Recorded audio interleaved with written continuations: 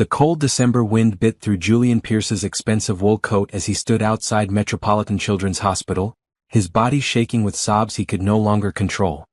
His phone had slipped from his hands moments ago, clattering onto the icy sidewalk where it now lay displaying the words that had shattered his carefully constructed world. "Your son's condition has deteriorated. Come immediately." 42 years old, worth over $3 billion, owner of Pierce Industries, featured on magazine covers, respected by world leaders, and here he stood, broken and helpless outside a hospital because he had spent the last 3 years choosing boardrooms over his son's bedroom, conference calls over family dinners, international deals over Tyler's basketball games. The irony cut deeper than any business rival's betrayal ever could. He had everything, controlled everything, could buy anything except the one thing that mattered most: time with his dying son. Julian's legs gave out, and he sank onto the cold concrete steps, his perfectly pressed navy suit getting dusted with snow. He buried his face in his hands, his shoulders heaving with the weight of regrets too heavy to carry anymore. 3 years ago, when cancer had taken his wife Rebecca, he had made a choice. Instead of grieving with Tyler, instead of holding his 13-year-old son through the nightmare of losing his mother, Julian had buried himself in work. He had told himself he was providing for Tyler's future, ensuring financial security, building an empire his son could inherit. But the truth, the ugly truth he finally acknowledged on these frozen steps, was that work was easier than feeling, business was simpler than grief, and money could not hug you back. "Sir, are you okay?"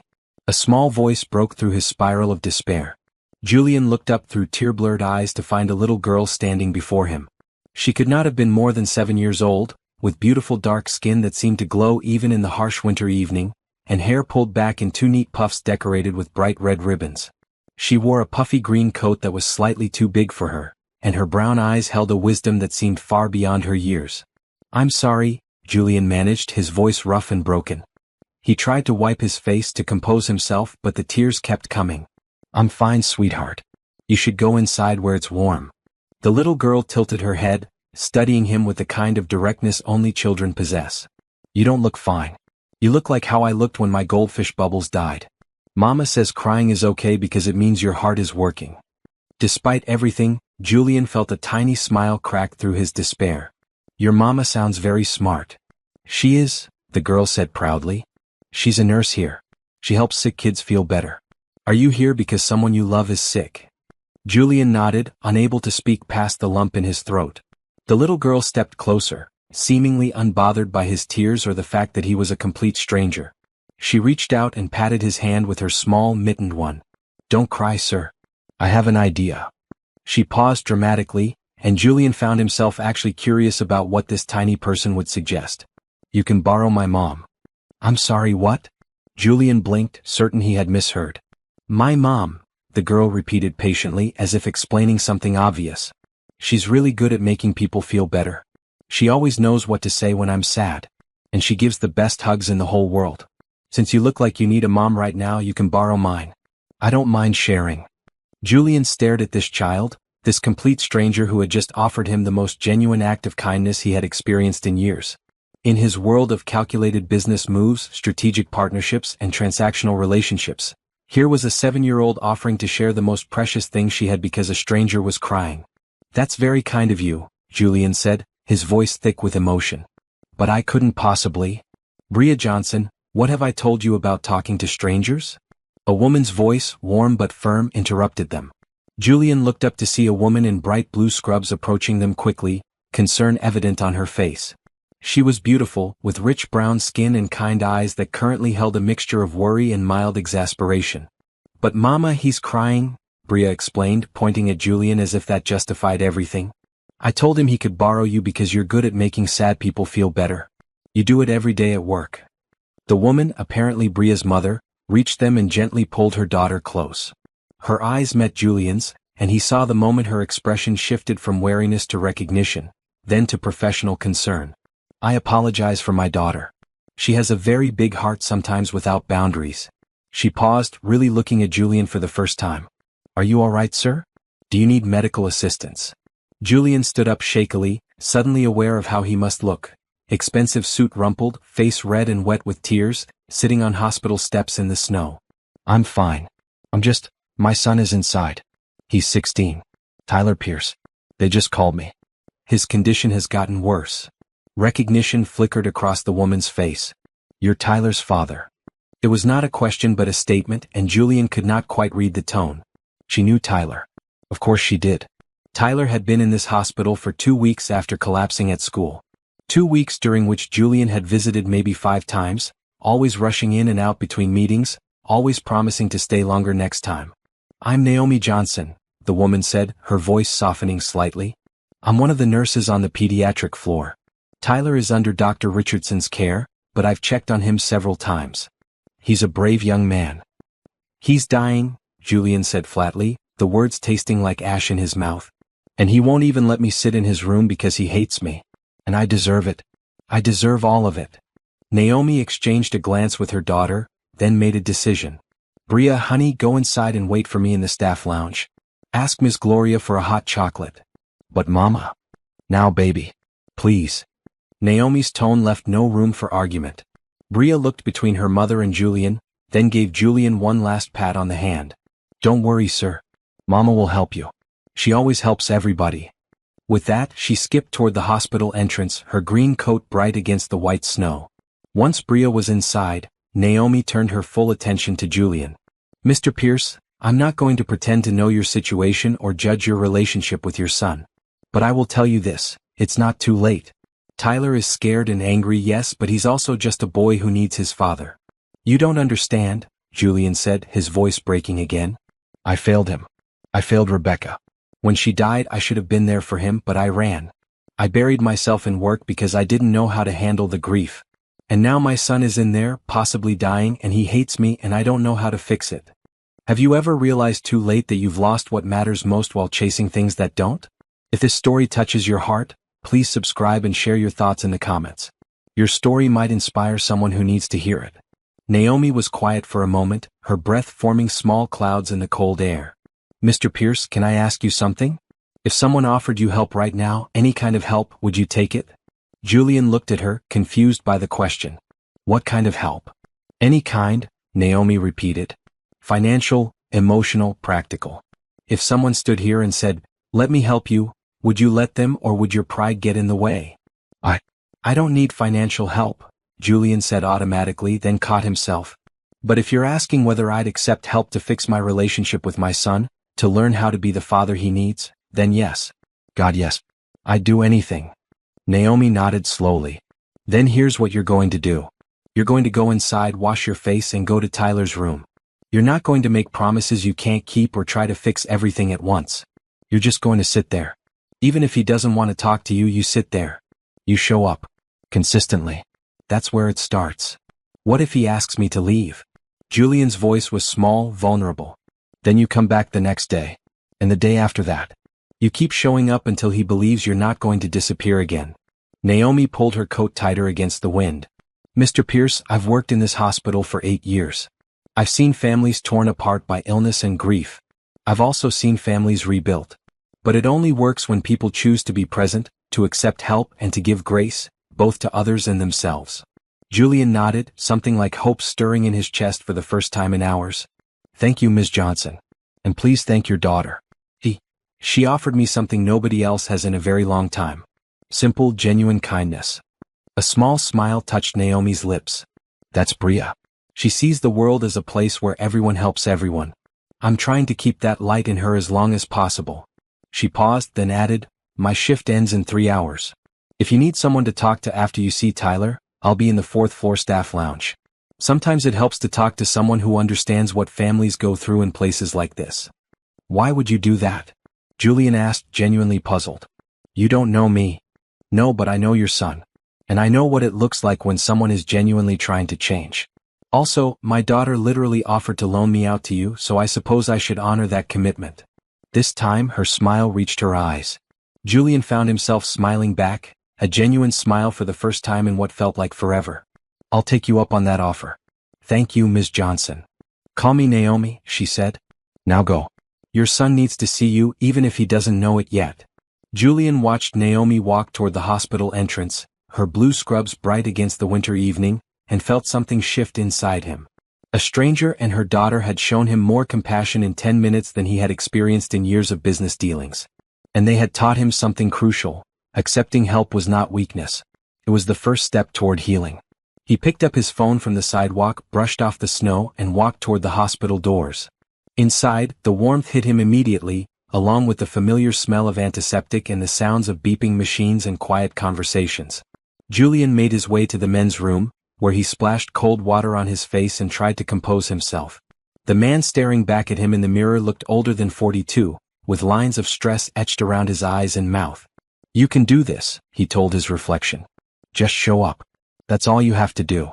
Show up." 10 minutes later, Julian stood outside room 412, his heart pounding.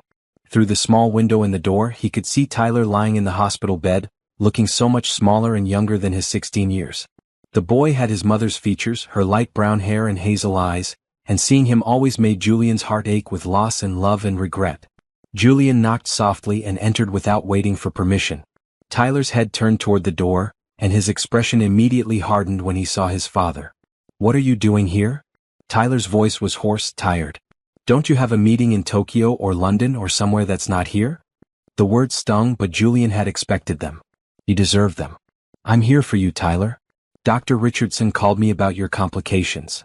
So you came out of obligation. Great.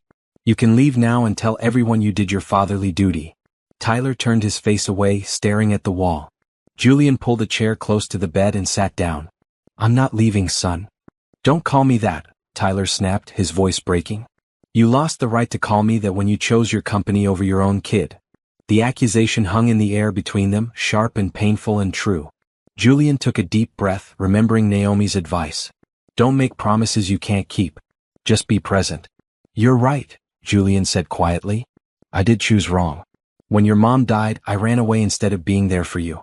I convinced myself I was working hard for your future, but the truth is I was just scared. Scared of facing the grief, scared of being a single parent, scared of failing you the way I felt like I'd failed your mother by not being able to save her." Tyler remained silent, but Julian could see his jaw tightening, a sign he was listening. "I know sorry isn't enough," Julian continued.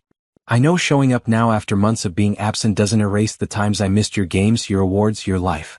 But Tyler, I'm here now. And I'm not going anywhere. Even if you hate me, even if you don't want me here, I'm staying. You're my son and I love you and I'm done running away."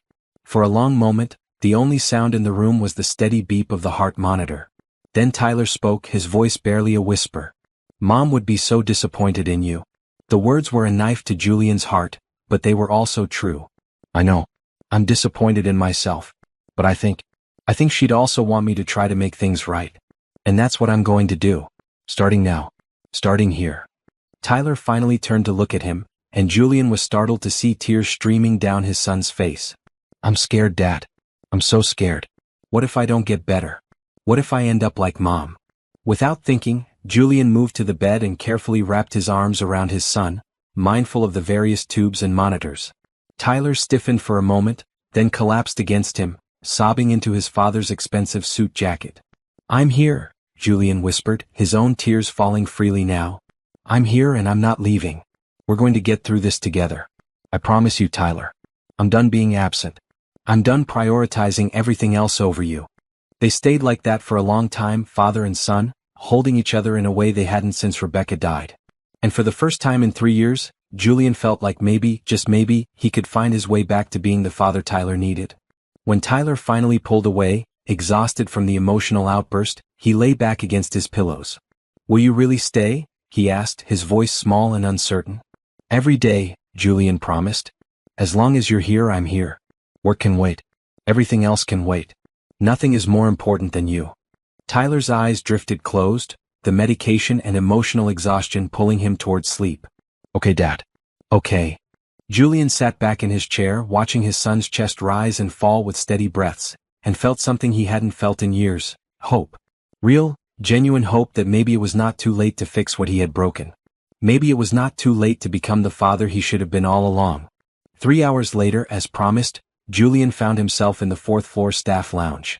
Naomi was there, still in her scrubs, sitting at a small table with a cup of tea.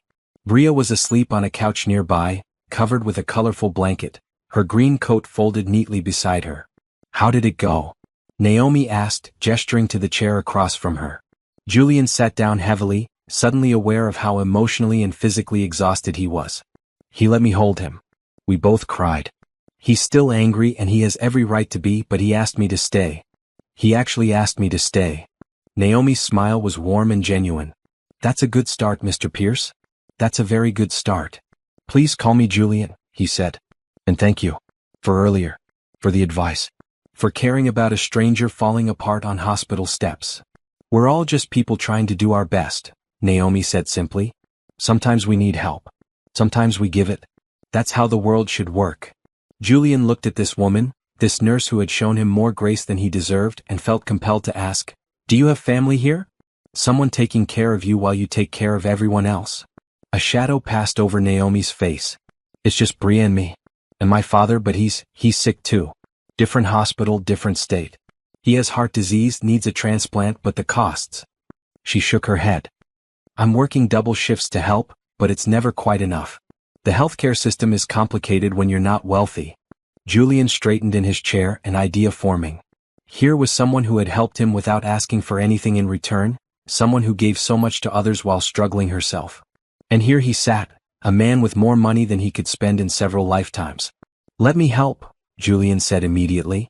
"Your father, whatever he needs, the transplant, the care, I can cover it. All of it." Naomi's eyes widened and she shook her head quickly. "Mr. Pierce, Julian, I appreciate the thought, but I can't accept that. That's too much. You don't even know me." "You helped me tonight when I needed it most," Julian countered. "Your daughter offered me her mother because she saw someone in pain. You gave me advice that might have just saved my relationship with my son. Please let me do this. Not as charity but as gratitude. As kindness being paid forward." Naomi bit her lip, clearly torn. Julian could see the pride warring with practicality in her eyes, the desire to handle things herself fighting against the reality of her situation. "Your father needs help," Julian said gently. "And you're killing yourself working double shifts while trying to raise Bria alone. Let me help. Please. I need to do something good with all this money I've accumulated while ignoring what really matters." Naomi's eyes glistened with unshed tears. "You're serious? You really mean this?" "Completely serious," Julian confirmed. "Give me the details. The hospital, the doctors, the treatment plan. I'll have everything arranged by tomorrow. Your father will get the best care available, and you can focus on being present with him and Bria instead of drowning in medical bills." For a moment, Naomi just stared at him, and Julian worried he had somehow offended her. But then she nodded slowly, tears now streaming down her face. Okay, yes. Thank you. I don't know what to say except thank you. You're giving my dad a chance to live. You're giving me my father back." "No," Julian said softly, "you and your daughter gave me something far more valuable. You gave me perspective and hope, and a reminder that kindness still exists in the world. This is the least I can do." They talked for another hour, Naomi giving him all the information about her father's situation while Bria slept peacefully nearby. By the time Julian left the hospital that night, he had already called his assistant to begin arrangements for transferring Naomi's father to the best cardiac center in the country and covering all expenses. He had also made a decision that would change all their lives. He was taking an immediate leave of absence from Pierce Industries to focus on Tyler's recovery. As Julian drove home through the quiet, snow-covered streets, he replayed the evening's events in his mind. A little girl with red ribbons in her hair had told him he could borrow her mother. That simple, innocent offer had cracked open something in his heart that he had thought was permanently closed. It had reminded him that the world still held good people, that kindness was not transactional, and that accepting help was not weakness but wisdom. Tomorrow he would return to the hospital and sit with Tyler. He would show up every single day. He would rebuild their relationship one moment at a time. He would also make sure Naomi's father got the treatment he needed and that this family who had shown him such unexpected grace would be supported in every way possible. But tonight, for the first time in 3 years, Julian Pierce went to bed feeling something he had forgotten how to feel: grateful. Grateful that he had broken down on those hospital steps. Grateful for a 7-year-old's boundless compassion. Grateful for a second chance he did not deserve but would spend the rest of his life earning. Outside, snow continued to fall softly over the city, covering everything in clean white, like the promise of a new beginning. And somewhere in that same city, a little girl slept peacefully in her small apartment, unaware that her simple act of kindness had started a chain reaction that would change multiple lives forever. The man who had everything was beginning to understand that he had actually had nothing at all. And the woman who had so little was about to discover that sometimes the universe sends help in the most unexpected packages. Their lives had intersected on a cold December evening, brought together by a child's pure heart and the simple truth that hope, kindness, and love, when given freely, always find a way to lead everyone home. Morning light filtered through the hospital windows as Julian sat in Tyler's room, watching his son sleep. True to his word, he had returned at dawn, bringing with him changes that would have seemed impossible 24 hours ago.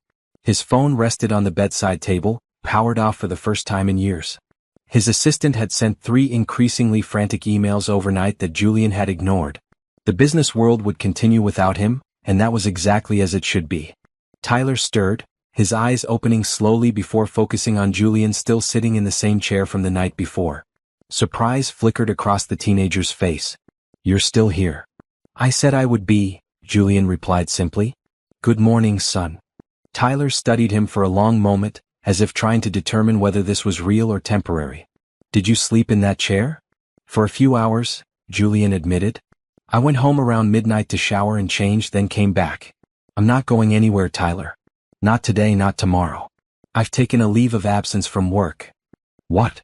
Tyler pushed himself up against his pillows, wincing slightly at the movement. "You took time off?" "You never take time off." "I should have taken time off 3 years ago," Julian said. "I should have taken time off for every basketball game, every school event, every moment of your life that I missed. I'm correcting that now." Before Tyler could respond, a knock sounded at the door. Naomi entered, pushing a medication cart, with Bria bouncing along beside her. The little girl's face lit up when she saw Julian. "The crying man from yesterday," Bria announced cheerfully, causing both Julian and Tyler to laugh. "Are you still sad, sir?" "Bria, we talked about this," Naomi said, though her own lips twitched with amusement. "Sorry about that, Mr. Pierce. Someone has no filter this morning." "It's okay," Julian smiled at Bria. "And to answer your question, I'm less sad today than yesterday. You and your mom helped with that." "See, Mama?" Bria beamed. "I told you sharing you would work." Tyler looked between them, clearly curious. "Sharing?" "Long story," Julian said.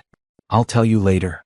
Naomi checked Tyler's vitals and administered medication while maintaining a professional demeanor, but Julian noticed the warmth in her eyes when she looked at his son. "How are you feeling this morning, Tyler?" "Any pain?" "A little," Tyler admitted. "But it's okay." "You should tell us when you're in pain," Naomi said gently. "That's what we're here for. We can adjust your medication to make you more comfortable." "Mama makes everybody feel better," Bria chimed in, now standing on her tiptoes to peer at the various monitors. "She has magic hands." "Not quite magic," Naomi said, ruffling her daughter's hair. "Just nursing school and lots of practice." As Naomi worked, Julian watched how naturally she interacted with Tyler, how her presence seemed to ease some of his son's tension. She had a gift for making people feel seen and cared for, not as patients but as human beings. It was no wonder Bria was such a compassionate child with this woman as her mother. "Mr. Pierce," Naomi said as she finished her checks, "Dr. Richardson wants to speak with you this morning about Tyler's treatment plan. He should be making rounds within the hour." "I'll be here," Julian confirmed. "And Naomi, I meant what I said last night. I've already set things in motion for your father's transfer. My team is coordinating with his current facility now." Naomi's eyes widened, and her professional composure cracked slightly. "Already? I thought you might need more time to arrange everything." "When something matters, you don't wait," Julian said. "He should be transferred to Central Memorial's Cardiac Center by this afternoon. Dr. Patricia Okoye will be his primary physician. She's the best in the country." Tyler looked confused. "Dad, what's going on?" Before Julian could answer, Naomi spoke up, her voice thick with emotion. "Your father is helping my dad. He needs a heart transplant and the costs have been overwhelming. Your father has offered to cover everything." "Seriously?" Tyler looked at his father with surprise. That's actually really cool, Dad." "Your father is very kind," Naomi said, wiping at her eyes quickly. "I'm sorry, I don't usually get emotional at work. It's just, you're giving my family hope. Real hope. I can't thank you enough." "No thanks necessary," Julian said firmly. "You helped me when I needed it. Let me help you." Bria, who had been listening intently, suddenly rushed over to Julian and hugged his legs tightly. "Thank you for helping my grandpa," she said, her voice muffled against his pants. He tells the best stories and I don't want him to go away like Bubbles did. Julian knelt down to her level, gently returning the hug. I'm going to do everything I can to make sure he gets better so he can tell you many more stories. When was the last time you let someone help you without letting pride get in the way? Share your thoughts in the comments below, and if this story is touching your heart, please subscribe so you don't miss what happens next. After Naomi and Bria left to continue their rounds, Tyler spoke up. Dad, that was a good thing you did. Mom would have liked that. She always said we should help people when we can. Your mother was right about many things, Julian said, settling back into his chair. I'm trying to remember that now. Trying to be the kind of person she believed I could be. They spent the morning talking, carefully at first, then with increasing openness. Tyler told Julian about school, about the friends who had drifted away when he got sick, about how scared he had been waking up in the hospital 2 weeks ago. Julian listened, really listened, without checking his phone or thinking about anything else except his son's words. Dr. Richardson arrived around 11, a kind-faced man in his 50s with graying hair and a warm smile. He greeted Tyler first, then turned to Julian. Mr. Pierce, I'm glad you're here. We need to discuss Tyler's prognosis and treatment options. What followed was a detailed explanation of Tyler's condition, a rare form of leukemia that had been aggressive from the start. Dr. Richardson outlined the treatment plan. More chemotherapy, possible radiation, and eventually, if Tyler responded well, consideration for a bone marrow transplant. The next few months will be challenging, Dr. Richardson said honestly. Tyler will need intensive treatment and he'll need strong support. Family support is often as important as the medical intervention itself. He'll have it, Julian said immediately. Whatever he needs for as long as he needs it. I'll be here every step.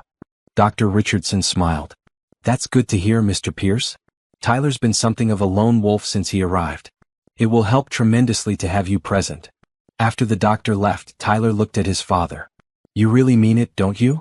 You're actually going to stay. I really mean it, Julian confirmed. Tyler, I can't change the past. I can't give you back the 3 years I wasted. But I can give you right now and tomorrow and every day after that. You're my son and you're my priority. Everything else is secondary.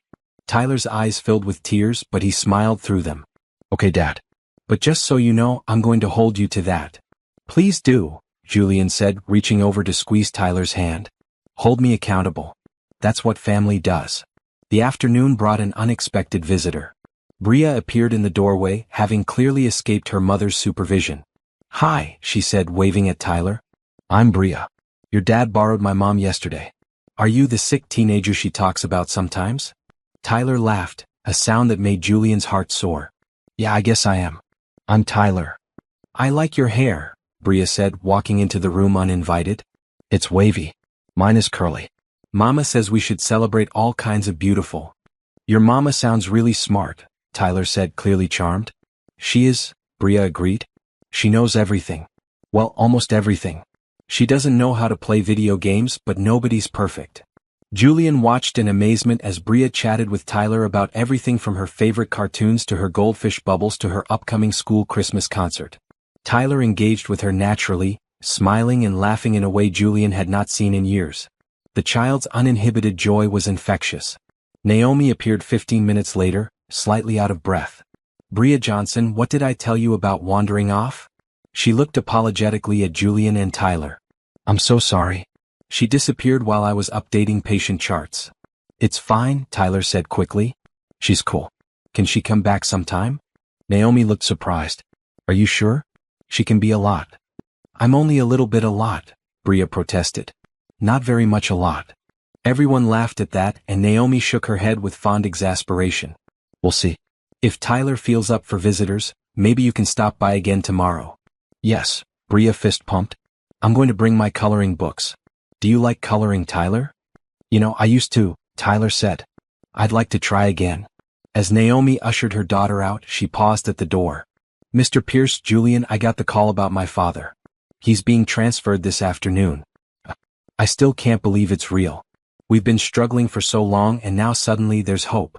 Real, actual hope. How long until you can see him? Julian asked. He'll be settled in at Central Memorial by evening, Naomi said.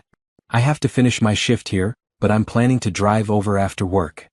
That's 3 hours away, Julian said, frowning. And you've been working double shifts. You must be exhausted. I'll manage, Naomi said with a tired smile. I always do. An idea struck Julian, one that felt both impulsive and absolutely right. Let me drive you. Both of you. I have a driver, a comfortable car. You and Bria can rest on the way, and you won't have to worry about navigating while tired. Plus, I can make sure everything is set up properly at the hospital. Naomi hesitated, and Julian could see her instinct to refuse warring with practical reality. Julian, you've done so much already. I can't ask you to do more. You're not asking. I'm offering, Julian pointed out. And think about Bria. She'll be more comfortable in my car than dealing with a long train ride or bus trip. Please, Mama? Bria's voice drifted in from the hallway where she had been eavesdropping. I want to see Grandpa. And Mr. Julian's car is probably super fancy. Naomi laughed despite herself. That child. She looked at Julian, searching his face for any sign of obligation or pity, but finding only genuine desire to help. Okay. Yes. Thank you. We'd appreciate the ride. It's settled then, Julian said. What time do you finish your shift? 7, Naomi replied. But Julian, please don't feel like you have to wait here all day. I'm not going anywhere, Julian said, glancing at Tyler. I have everything I need right here.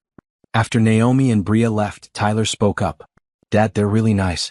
Naomi and her daughter. They are, Julian agreed. They're good people. Are you? Tyler paused, choosing his words carefully. Are you helping them because you feel guilty or because you actually want to? It was a perceptive question, one that showed how much Tyler had grown up in the years Julian had been absent.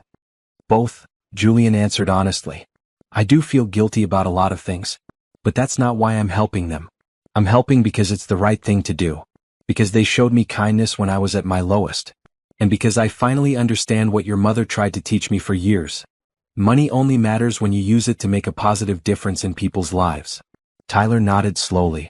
Mom would really like them. She would have been friends with Naomi. They're both the kind of people who care about everyone. I think you're right, Julian said. And your mother would be proud that you noticed that. She'd be proud of the young man you're becoming. That evening, Julian kept his promise. At 7 o'clock, he met Naomi and Bria in the hospital lobby. His driver had brought the car around, a spacious black SUV that made Bria's eyes go wide. Whoa, the little girl breathed. This is like the cars in movies. The drive to Central Memorial was comfortable and quiet. Bria fell asleep within 30 minutes, curled up in the back seat with her head on her mother's lap. Naomi stroked her daughter's hair absently, staring out the window at the passing scenery. Penny for your thoughts? Julian asked from the seat beside her. Naomi smiled slightly. Just thinking about how much can change in 24 hours. Yesterday morning, I was working double shifts and rationing my father's medication because we couldn't afford his full prescription. Today, he's being transferred to one of the best cardiac centers in the country, and I'm riding in a car that costs more than I make in 5 years, driven by a man who was a complete stranger yesterday. Life is strange sometimes, Julian agreed. Full of unexpected turns. Is it always this easy for you? Naomi asked, not unkindly. Helping people, I mean. You just decide to do something and it happens. Julian considered this. The doing part is easy when you have resources. The deciding part, the seeing what needs to be done and caring enough to act on it, that's harder. I've spent years with the ability to help people but too focused on my own problems, my own empire building, to notice who needed help. Your daughter changed that in about 5 minutes. She has a gift, Naomi said softly, looking down at Bria's sleeping face. She sees people's hearts. Not their wallets or their titles or their problems. Just their hearts. I hope the world never makes her cynical. With you as her mother, I doubt it will, Julian said. They arrived at Central Memorial just before 10. The hospital was impressive, a state-of-the-art facility that spoke of cutting-edge medical care and substantial funding. Julian's team had worked quickly. By the time they arrived, Naomi's father, Robert Johnson, was already settled in a private room in the cardiac ward. Bria woke up as they entered the building, immediately alert. Is Grandpa here? Can I see him? A nurse directed them to the room, and Bria rushed ahead despite her mother's calls to slow down. By the time Julian and Naomi caught up, Bria had already climbed onto her grandfather's bed and was hugging him carefully. Robert Johnson was in his early 60s but looked older, worn down by illness and struggle. His dark skin had an ashen undertone, and he was connected to various monitors. But his eyes, when they met Naomi's, were bright with tears and love. My baby girl, he said, his voice weak but warm. They told me what happened. They told me about the transfer, the treatment plan, everything. I couldn't believe it. Naomi went to her father's other side, taking his hand gently. Dad, this is Julian Pierce. He's the one who made this possible. Robert's gaze shifted to Julian, who stood respectfully near the door, not wanting to intrude on the family moment. Mr. Pierce, I don't have words to thank you. You're saving my life. You're giving my daughter her father back and my granddaughter her grandpa. How can I ever repay such a gift? Julian stepped closer, genuinely moved by the man's emotion. Mr. Johnson, I don't want repayment. Your daughter and granddaughter showed me kindness when I desperately needed it. This is me paying that forward. Besides, Bria informed me yesterday that you tell the best stories. The world needs people who tell good stories. Robert laughed, which turned into a cough. After recovering, he smiled at Julian. She's right. I do tell the best stories. And Mr. Pierce, I promise you, when I'm out of this hospital, I'll tell you every story I know as payment. I'd like that, Julian said sincerely. But for now, focus on getting better. You have the best doctors, the best care. Let them do their work. They stayed for another hour, during which Julian learned that Robert had been a teacher for 35 years before his health forced him into early retirement. He had raised Naomi alone after his wife died when Naomi was just 10, working 2 jobs to put her through nursing school. Despite his illness, his love for his family radiated from every word and gesture. On the drive back, Bria once again fell asleep quickly, but this time Naomi stayed awake, looking at Julian with an expression he could not quite read. Why are you really doing all this? She asked quietly. And please don't say it's just about paying forward kindness. There has to be more. Julian thought about this, wanting to give her an honest answer. 3 years ago I lost my wife. Instead of grieving with my son, I ran away into work. I convinced myself I was being responsible, being strong, providing for Tyler's future. But the truth is I was just a coward. I couldn't handle the pain, so I avoided everything, including my son. And that avoidance almost cost me Tyler forever. He paused, gathering his thoughts. Yesterday, when I got that call about Tyler's condition getting worse, I realized I had wasted 3 years. 3 years I'll never get back. 3 years Tyler needed me and I wasn't there. And I was sitting on those hospital steps, completely broken, when your daughter walked up to me. Julian looked at Naomi directly. Bria didn't see a billionaire or a CEO or any of the things I've spent my life building. She just saw a person who was sad. And her solution was to offer the most precious thing she has, her mother. That kind of uncomplicated kindness, that immediate desire to help someone who's hurting, it reminded me of who I used to want to be. Who my wife always saw in me even when I didn't see it in myself. So yes, he continued, I'm helping because of kindness. But I'm also helping because you and your family represent something I lost sight of. The understanding that we're all connected, that we're supposed to take care of each other, that having resources means having responsibility. Your father shouldn't die because he can't afford treatment. Bria shouldn't grow up without her grandfather. And you shouldn't have to work yourself to death trying to save him. If I can fix that, why wouldn't I? Naomi was crying softly, tears streaming down her face in the dim light of the car. You're a good man, Julian Pierce. A better man than you give yourself credit for. I'm trying to be, Julian said. Your family is helping me remember how. When they arrived back at the city, Julian insisted on having his driver take Naomi and Bria all the way home, despite Naomi's protest that they could take the subway from the hospital. It's late, you're exhausted, and Bria is asleep, Julian pointed out reasonably. Let me do this one last small thing. Naomi finally agreed, too tired to argue. As the car pulled up to a modest apartment building in a working-class neighborhood, she turned to Julian. Will you really be here tomorrow? At the hospital with Tyler? Every day, Julian promised. I'm not going anywhere. Then maybe, if it's okay with you and Tyler, Bria and I could visit again. She really seemed to connect with your son. We'd like that, Julian said warmly. Tyler hasn't smiled that much in years. Your daughter is good medicine. Naomi gathered the sleeping Bria into her arms with practiced ease. Thank you, Julian. For everything. For my father, for your kindness, for reminding me that good people still exist. Thank you, Julian replied. For showing me that accepting help isn't weakness. And for having a daughter wise beyond her years who understands that sometimes people just need to borrow a mother. Naomi laughed through her tears. I'm never going to hear the end of that, am I? Probably not, Julian agreed with a smile. He watched until they were safely inside the building before instructing his driver to take him home.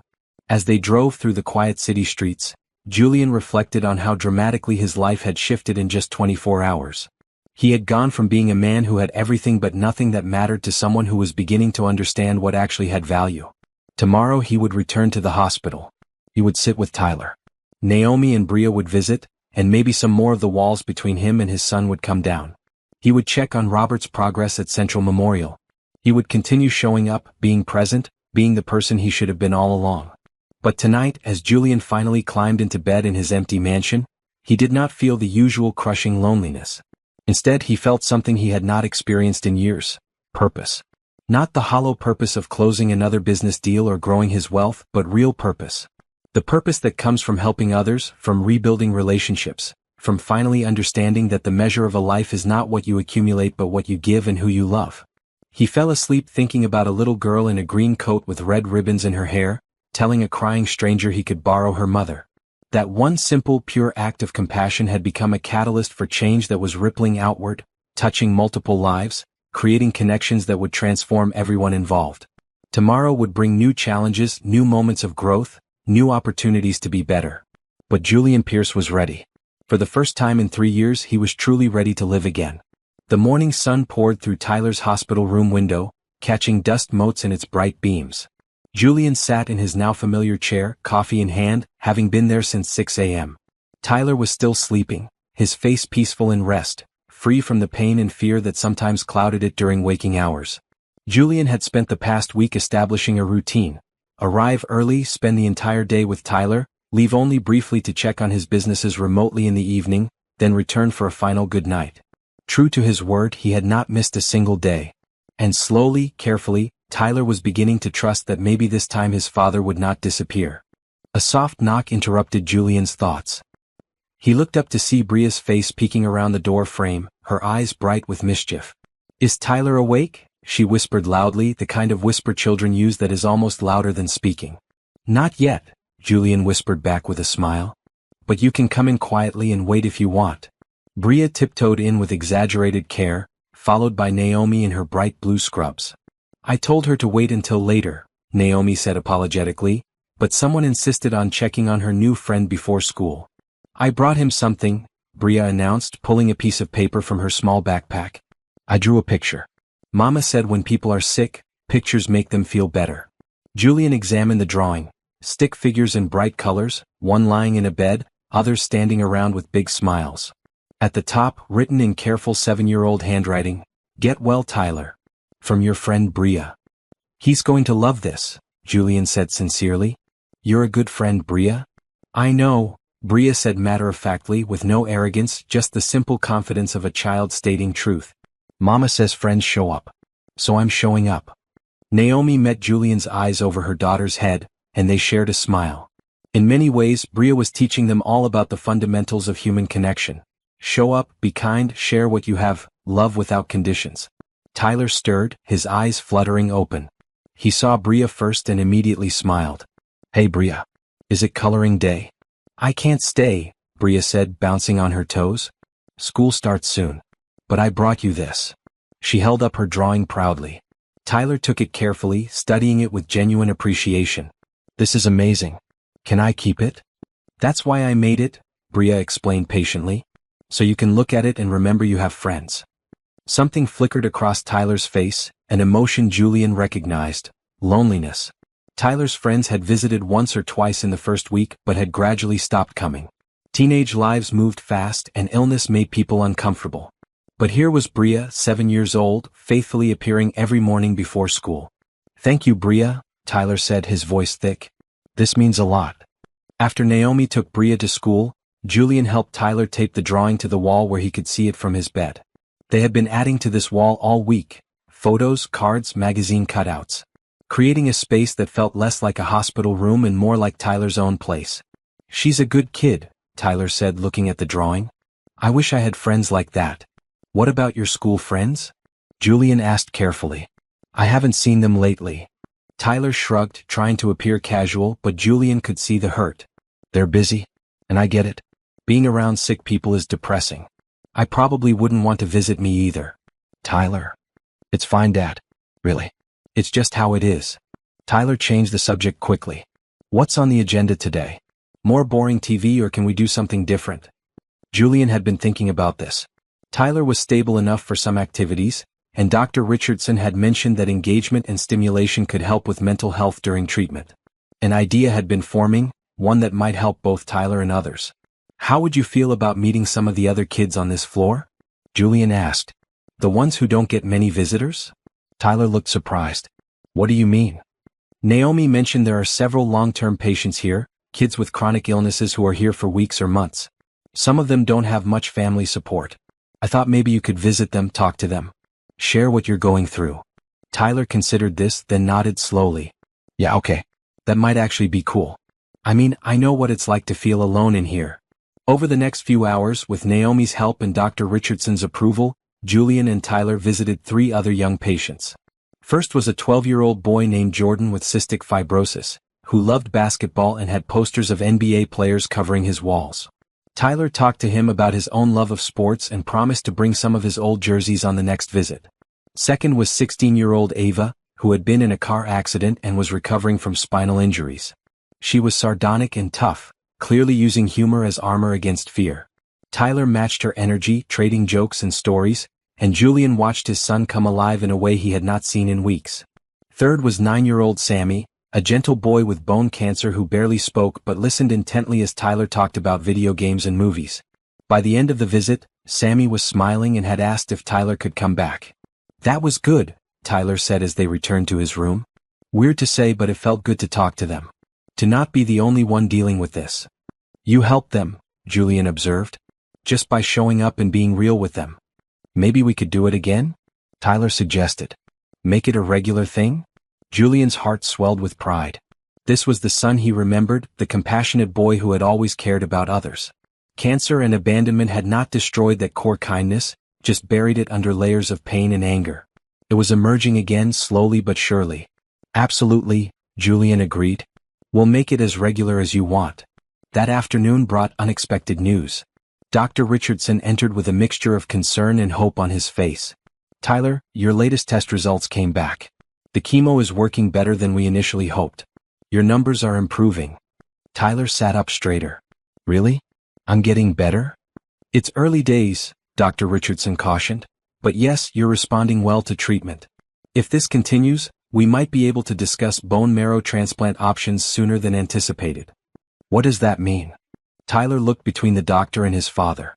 "It means," Dr. Richardson explained, "that if we can find a match, a transplant could potentially cure you. It's a difficult process with risks, but for someone your age with your response to treatment, the success rate is encouraging." After the doctor left, Tyler turned to Julian, his eyes bright with something that looked like hope but also fear. "Dad, what if we can't find a match? What if no one's compatible?" "Then we'll cross that bridge when we come to it," Julian said firmly. "But Tyler, I'm getting tested immediately. And we'll test everyone else we can. We'll find a match." "What if you're not a match?" Tyler's voice cracked. "What if?"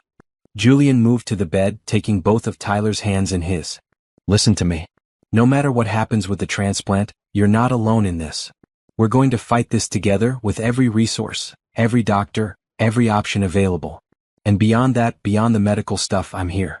Every single day. That's not changing regardless of test results or compatibility or anything else." Tyler leaned into his father and Julian wrapped his arms around him, holding on tight. "I'm scared, Dad. I don't want to die. I'm only 16. "I know, son. I know." Julian's own voice broke. "But you're strong and you're fighting and you have so many people who care about you. We're going to get through this." They stayed like that for a long time, father and son, drawing strength from each other in a way they had not done since Rebecca died. That evening, as Julian sat in the hospital cafeteria grabbing a quick dinner, Naomi joined him with her own tray of food. "Mind if I sit?" she asked. "Please do," Julian said, grateful for the company. They ate in comfortable silence for a few minutes before Naomi spoke. "I heard about Tyler's test results. That's wonderful news about his response to treatment." "It is," Julian agreed. "But now we have to find a bone marrow match, and there's no guarantee I'll be compatible." "Have you been tested yet?" "Tomorrow morning," Julian confirmed. "Dr. Richardson is expediting everything." Naomi nodded thoughtfully. "You know, if you're not a match, we could organize a donor drive. The hospital has programs for that. Test dozens, even hundreds of people. Increase the odds. Would you help me set that up if it comes to that?" Julian asked. Of course, Naomi said without hesitation. Tyler's a good kid. And you're doing everything right, Julian. Showing up, being present, supporting him. Rebecca would be proud. Julian looked up sharply. How do you know about Rebecca? Naomi smiled gently. Tyler talks about her sometimes. About how kind she was, how she always saw the best in people. He says you're starting to remind him of her. Julian had to clear his throat, emotion threatening to overwhelm him. That's the best compliment anyone could give me. They talked for another hour, Naomi sharing stories about her father's progress at Central Memorial, how he was already stronger with proper treatment and nutrition. Julian told her about Tyler's visits to the other young patients and his idea to make it a regular thing. That's beautiful, Naomi said. You're building community in a place where people often feel isolated. That's powerful, Julian. I'm learning from the best teachers, Julian said, gesturing to indicate Naomi and Bria. Your daughter has taught me more about compassion in 2 weeks than I learned in 42 years before meeting her. She's special, Naomi agreed with a mother's pride. But Julian, so are you. You're taking the lessons and acting on them. That's what matters. Their conversation was interrupted by a commotion near the cafeteria entrance. Julian looked up to see a man and woman, both looking exhausted and worried, speaking urgently to a hospital staff member. Lost their insurance, the staff member was saying. Without coverage, we can't proceed with the surgery. Julian's ears perked up and Naomi noticed. Don't even think about it, she said, reading his mind. Think about what? Julian asked innocently. You can't solve every problem in this hospital, Julian. You have to focus on Tyler.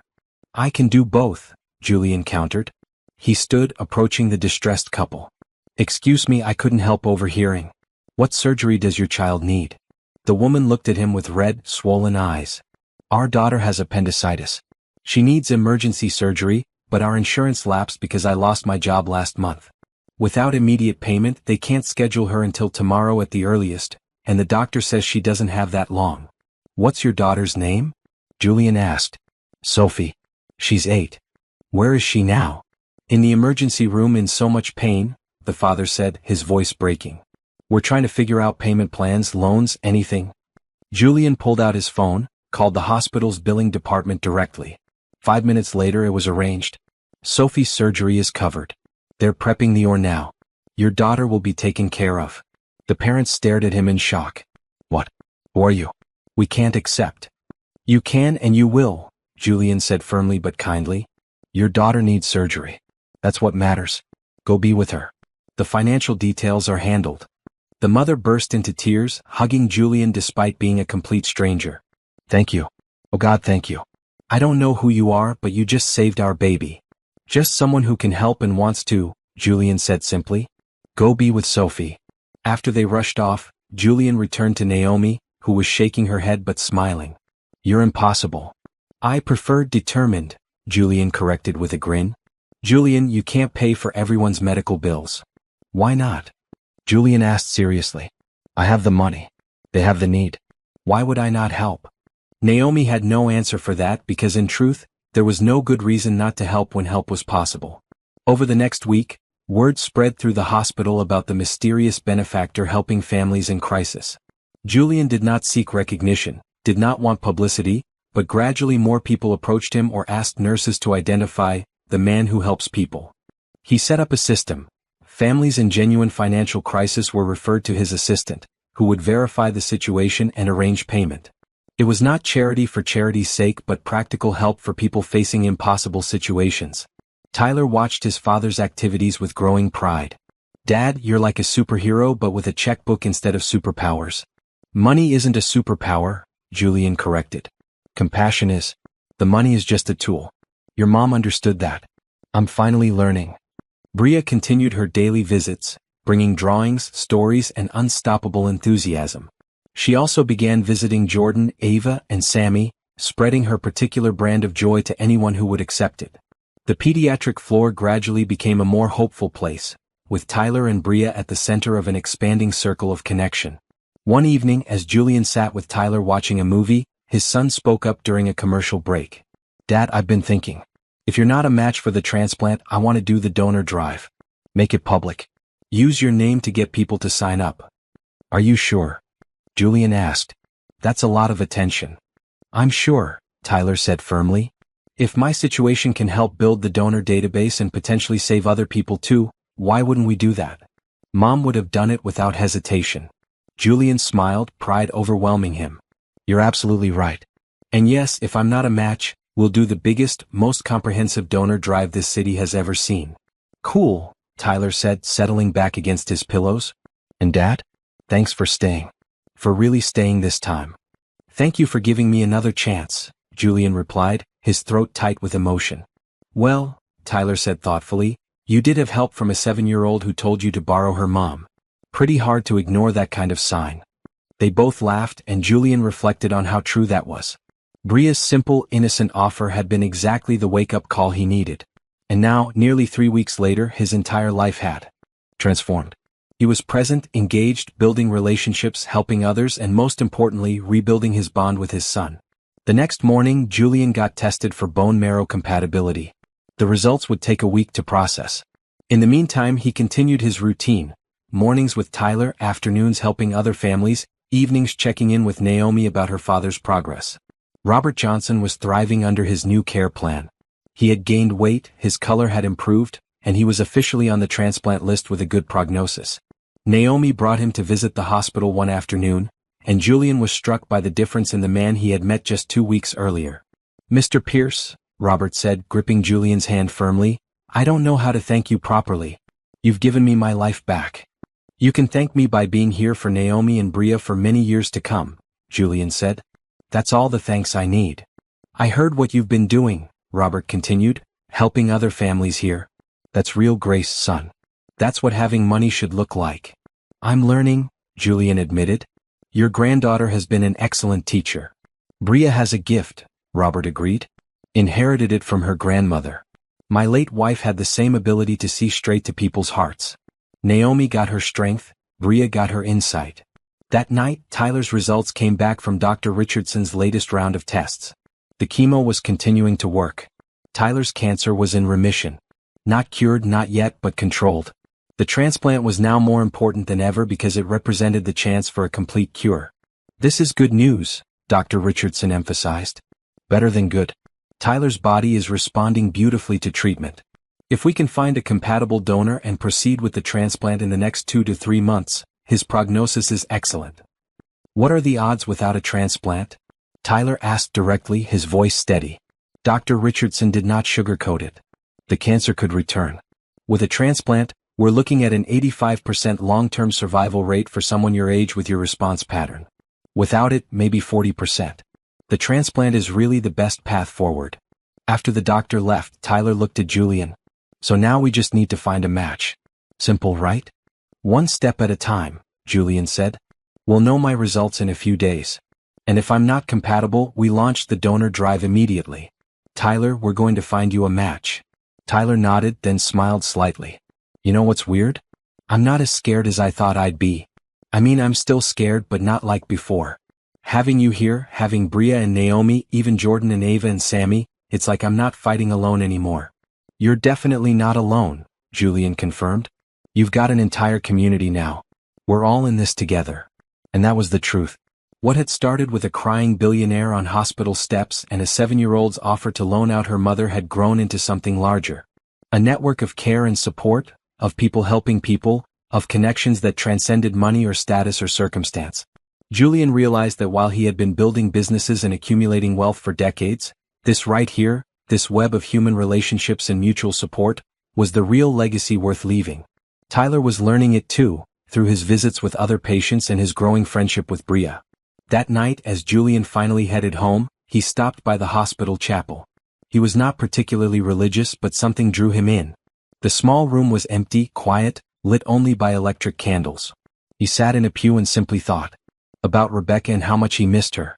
About Tyler and the second chance he had been granted. About Naomi and Bria and Robert and all the families he had helped over the past weeks.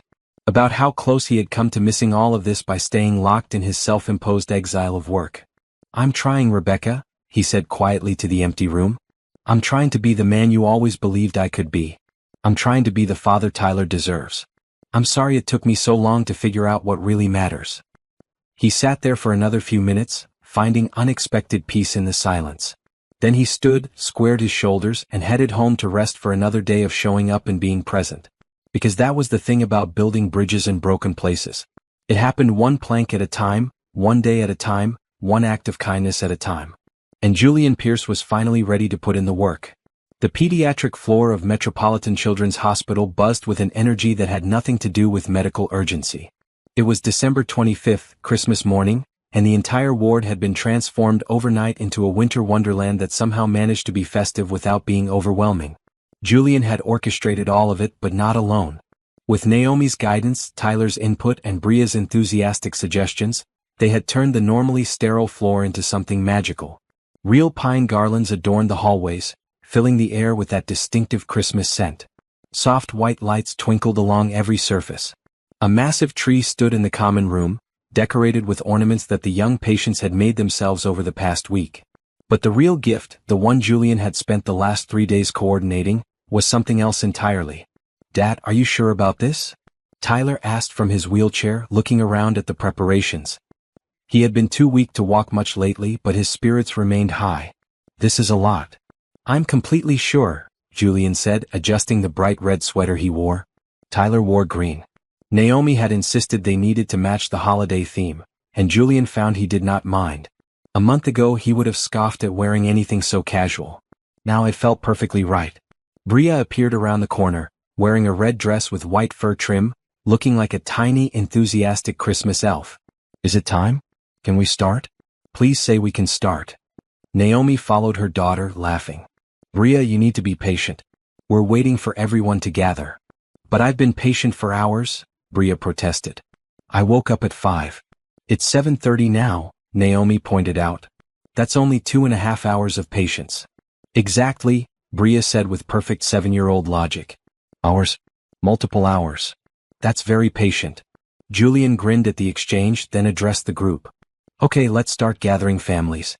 Tyler, you and Bria can begin visiting rooms and inviting people to the common area." Over the next 30 minutes, the common room filled with patients and their families. Children in hospital gowns or wheelchairs, parents who looked exhausted but hopeful, siblings who had been living in hospital waiting rooms. Jordan, Ava, and Sammy, the 3 patients Tyler had befriended, sat near the front, curious about what was happening. When everyone was assembled, Julian stood next to the Christmas tree, suddenly nervous. He had given presentations to thousands of people, pitched to hostile boardrooms, negotiated billion-dollar deals. But speaking to this group felt more important and more vulnerable than any of that. "Thank you all for coming," Julian began, his voice carrying across the room. "I know hospitals are not where anyone wants to spend Christmas, and I know many of you are dealing with situations that feel impossible." People nodded, expressions understanding. "A month ago," Julian continued, "I was sitting on the steps outside this hospital, completely broken. My son Tyler was sick, our relationship was shattered, and I felt like I had lost everything that mattered. Then a 7-year-old girl named Bria walked up to me and told me I could borrow her mom because I looked sad." Laughter rippled through the crowd. Bria waved proudly, not at all embarrassed by the attention. "That simple act of kindness changed my life," Julian said. "It reminded me that we're supposed to help each other, that community matters more than money, and that showing up for people is the most important thing any of us can do." He paused, looking around at all the faces watching him.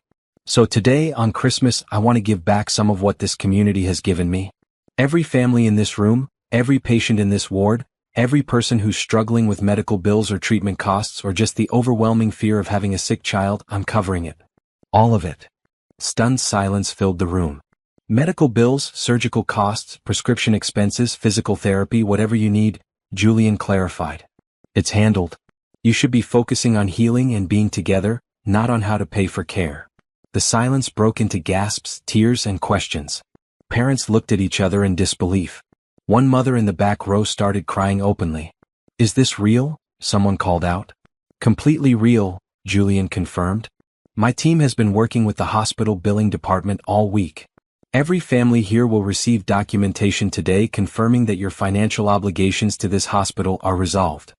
A man stood up, holding his young daughter who had a port in her chest for chemotherapy. "Why would you do this? You don't even know us." "Because I can," Julian said simply. "And because when you have the ability to help, you should. It's that simple." The room erupted. People crying, hugging, thanking him, thanking each other. Julian felt Tyler's hand slip into his, squeezing tight. He looked down to see his son smiling up at him, tears streaming down his face. "Mom would be so proud of you, Dad," Tyler whispered. Julian had to swallow hard past the lump in his throat. "I'm trying to make her proud. Trying to make you proud too." But the gift-giving was not done. For the next 2 hours, Julian, Naomi, Tyler, and Bria distributed presents to every child in the ward. Not generic gifts, but personalized ones, chosen based on interests Naomi had compiled from her interactions with the patients. Jordan got a signed basketball and team jersey. Ava received art supplies and a tablet with drawing software. Sammy got a collection of his favorite books and a stuffed animal that looked like a dragon. Bria took her role as gift distributor very seriously, carefully reading each name tag and hand-delivering presents with personalized encouragement. "This is for you and you're very brave," she would say.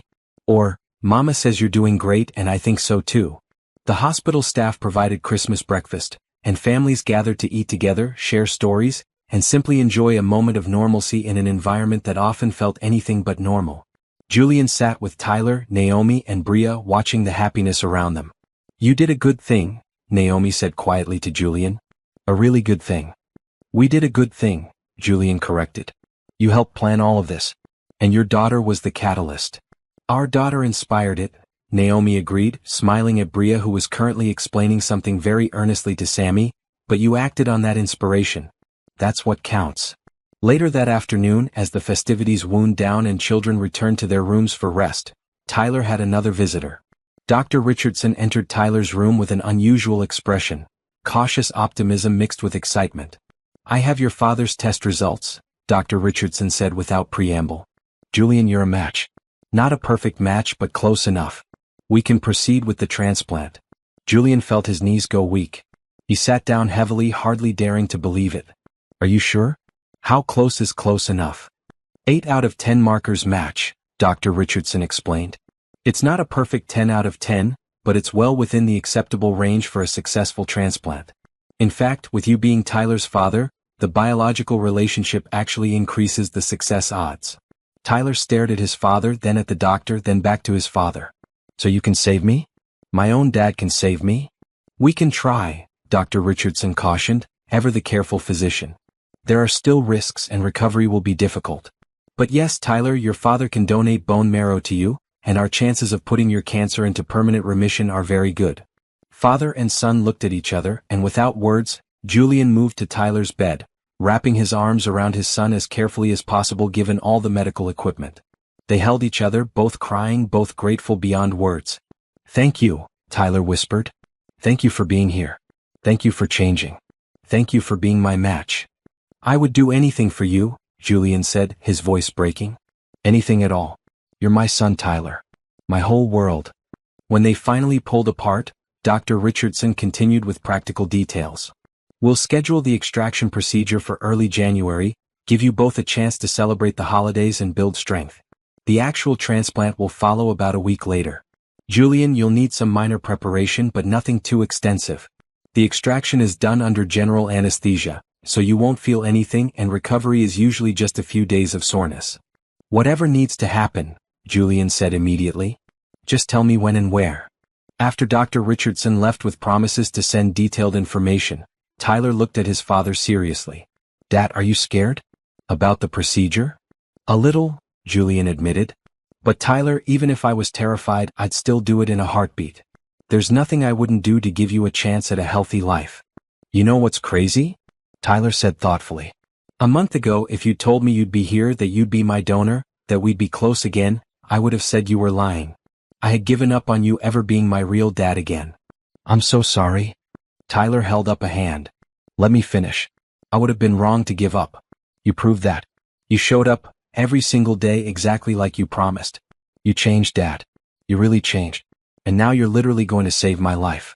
That's..." Tyler wiped at his eyes. "That's more than I ever hoped for." "You saved my life too," Julian said. "By giving me another chance. By letting me back in." They spent the rest of Christmas Day together, joined periodically by Naomi and Bria. Bria was fascinated by the transplant news, asking endless questions about how bone marrow worked, whether it hurt, and if Tyler would become part Julian after the procedure. "He's already part of me," Julian explained. He's my son. This just gives him some of my healthy bone marrow to help his body fight the cancer. So you're sharing yourself to save him, Bria summarized. Like sharing toys but with body parts. Everyone laughed at that simplification, but Bria was not entirely wrong. That was essentially what organ donation was, sharing parts of yourself to help another person live. That evening, Naomi's father Robert arrived, having gotten special permission to leave Central Memorial for Christmas evening. He looked healthier than ever, his color good, his energy much improved. His own transplant evaluation was going well, and doctors were optimistic about finding him a heart donor.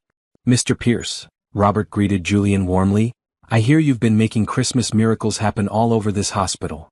Just trying to spread some of the goodness your family brought into my life, Julian replied.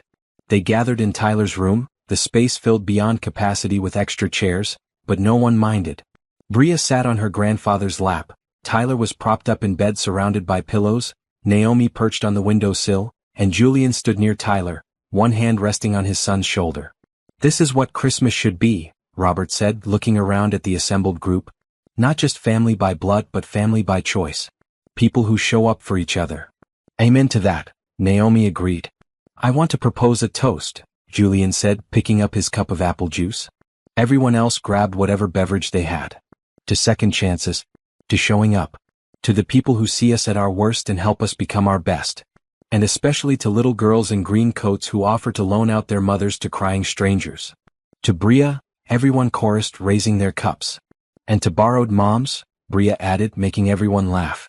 They spent the next 2 hours talking, laughing, and sharing stories. Robert told tales from his teaching days, making everyone laugh with his animated impressions of various students. Tyler talked about his plans for after the transplant, all the things he wanted to do when he was healthy.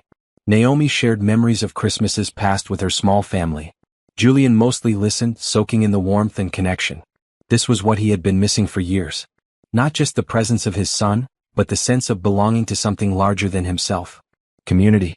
Real human connection. Love that was not transactional or conditional. As the evening drew to a close and everyone prepared to leave, Bria approached Julian with a serious expression. Mr. Julian, can I ask you something? Of course, Bria. Anything. Are you still sad? Like you were that night I found you? Julian knelt down to her level, looking directly into her wise brown eyes. No, sweetheart. I'm not sad anymore. You know why? Bria shook her head. Because you and your mom taught me how to be happy again. You showed me what really matters. And now I have my son back and friends like your family and I get to help people. I'm not sad at all. I'm grateful. Bria considered this, then nodded, satisfied. Good. Because you have a much better smile than a sad face. You should smile more. I'll remember that, Julian promised, ruffling her hair gently. After everyone had left and Tyler had fallen asleep, exhausted from the emotional day, Julian sat in his chair and reflected on the past month. Christmas Day had brought the news he had been hoping for. He could save his son. But beyond that, it had demonstrated something even more important, the ripple effect of kindness. One act of compassion from a 7-year-old had transformed multiple lives. It had brought Julian back to his son. It had given Naomi's father access to life-saving treatment. It had helped dozens of families in the hospital escape crushing medical debt. And it had created a community of people supporting each other through impossible circumstances. Julian pulled out his phone and sent an email to his executive team at Pierce Industries. The leave of absence he had taken was becoming permanent in a different way. He was not abandoning his company, but he was restructuring his involvement. More delegation, less micromanagement. Trusting his excellent team to handle day-to-day operations while he focused on what actually mattered, family and making a genuine positive impact. He also drafted plans for a foundation, something he had been thinking about for weeks. The Pierce Family Foundation, dedicated to helping families facing medical crises. Not just paying bills but providing comprehensive support, transportation, temporary housing for out-of-town families, counseling services, and meal programs. Everything he had seen families struggle with during his time at the hospital. Naomi had agreed to help him design the programs, drawing on her years of experience seeing what families actually needed. It would launch officially in the spring, but the groundwork could begin now. Julian looked at Tyler sleeping peacefully, his chest rising and falling steadily. In a month they would be preparing for the transplant. It would be difficult, possibly dangerous, certainly painful. But they would face it together. Father and son, united by blood and finally by genuine connection. "Merry Christmas, Tyler," Julian whispered. "Thank you for giving me a second chance. I promise I won't waste it." Outside, snow began to fall again, blanketing the city in white. Inside Metropolitan Children's Hospital, children slept with new toys beside their beds, parents rested easier knowing their bills were paid, and one man who had been broken on the steps just a month ago now sat whole, grateful, and ready for whatever challenges tomorrow might bring. Because that was the thing about second chances. They were gifts, precious and rare, not to be taken lightly. And Julian Pierce would spend the rest of his life proving he was worthy of the one he had been given. The best gift he had received this Christmas was not wrapped under a tree. It was the trust of his son, the friendship of a remarkable family, and the knowledge that it was never too late to change, to grow, to become the person you were always meant to be. Merry Christmas indeed. January arrived with bitter cold and clear skies. Julian had spent New Year's Eve in Tyler's hospital room, watching the ball drop on TV while sharing sparkling cider and making quiet wishes for the year ahead. Tyler's wish, to be healthy enough to return to school. Julian's wish, to be the father Tyler deserved every single day of that year and beyond. Now, 2 weeks into the new year, Julian found himself in an unusual situation, learning how to do ordinary things. Not negotiate contracts or analyze market trends or make strategic business decisions, but truly ordinary tasks that most people handled without thought. "You don't know how to crack an egg?" Tyler asked, incredulous, from his perch on a kitchen stool in Naomi's small apartment. He was having a good week, strong enough to spend a few hours outside the hospital under Dr. Richardson's supervision. "I know the theory of cracking an egg," Julian defended himself, holding the egg gingerly. "I've just never personally done it." Naomi laughed from where she was chopping vegetables. "Julian, you're a billionaire who's never cracked an egg. That feels very on brand for your previous life." "Hey, I'm trying to learn my new life," Julian protested, gently tapping the egg against the bowl. It exploded in his hand, shell and contents dripping everywhere. That was not supposed to happen. Bria giggled from where she was coloring at the kitchen table. "You're supposed to tap it softer, Mr. Julian. Here, watch." She hopped down, grabbed another egg and demonstrated with the confidence of a child who had done this 100 times. "See? Gentle tap, fingers in the crack, pull apart. Easy." Julian tried again with Bria's guidance, and this time succeeded in getting mostly egg and minimal shell into the bowl. "I did it. You did it." Bria cheered, high-fiving him. This had become their Saturday routine over the past 3 weeks. Julian would pick up Tyler from the hospital if he was well enough, and they would spend the day with Naomi and Bria. Sometimes they went to museums or parks. Other times, like today, they simply existed together in the orderly chaos of Naomi's home, cooking meals and doing mundane tasks that felt revolutionary to Julian. It was teaching him something profound. Life was not about the extraordinary moments. It was about the accumulation of ordinary ones. Cracking eggs for breakfast, watching a child color at a table, chopping vegetables while talking about nothing in particular. These were the moments that built a life worth living. "Okay, so once you've cracked all the eggs," Naomi instructed, "you whisk them like this." She demonstrated a quick wrist motion. "See? Not too hard." Julian tried to copy her motion and ended up splashing egg mixture onto the counter. "Why is cooking so complicated?" "It's not," Tyler said, barely suppressing laughter. "You're just overthinking it. You approach eggs like they're a hostile business negotiation." "Everything I know is business negotiation," Julian admitted. "Well, unlearn that," Naomi said firmly but kindly. "You can't negotiate with eggs. You just have to accept them for what they are and work with them." Julian thought about that, recognizing the wisdom in it. He had spent decades trying to control everything, to negotiate his way through every situation. But you could not negotiate with cancer or grief or lost time. You could only accept reality and adapt. Work with what was not what you wished it to be. The eggs eventually became scrambled eggs, slightly overcooked but edible. They ate breakfast together around Naomi's small kitchen table, and Julian felt more content than any five-star restaurant had ever made him feel. "Dad," Tyler said between bites, "I've been thinking about the transplant. What if something goes wrong?" Julian set down his fork, giving Tyler his full attention. "Dr. Richardson says the odds are very good. 85% success rate for someone your age with your response to treatment.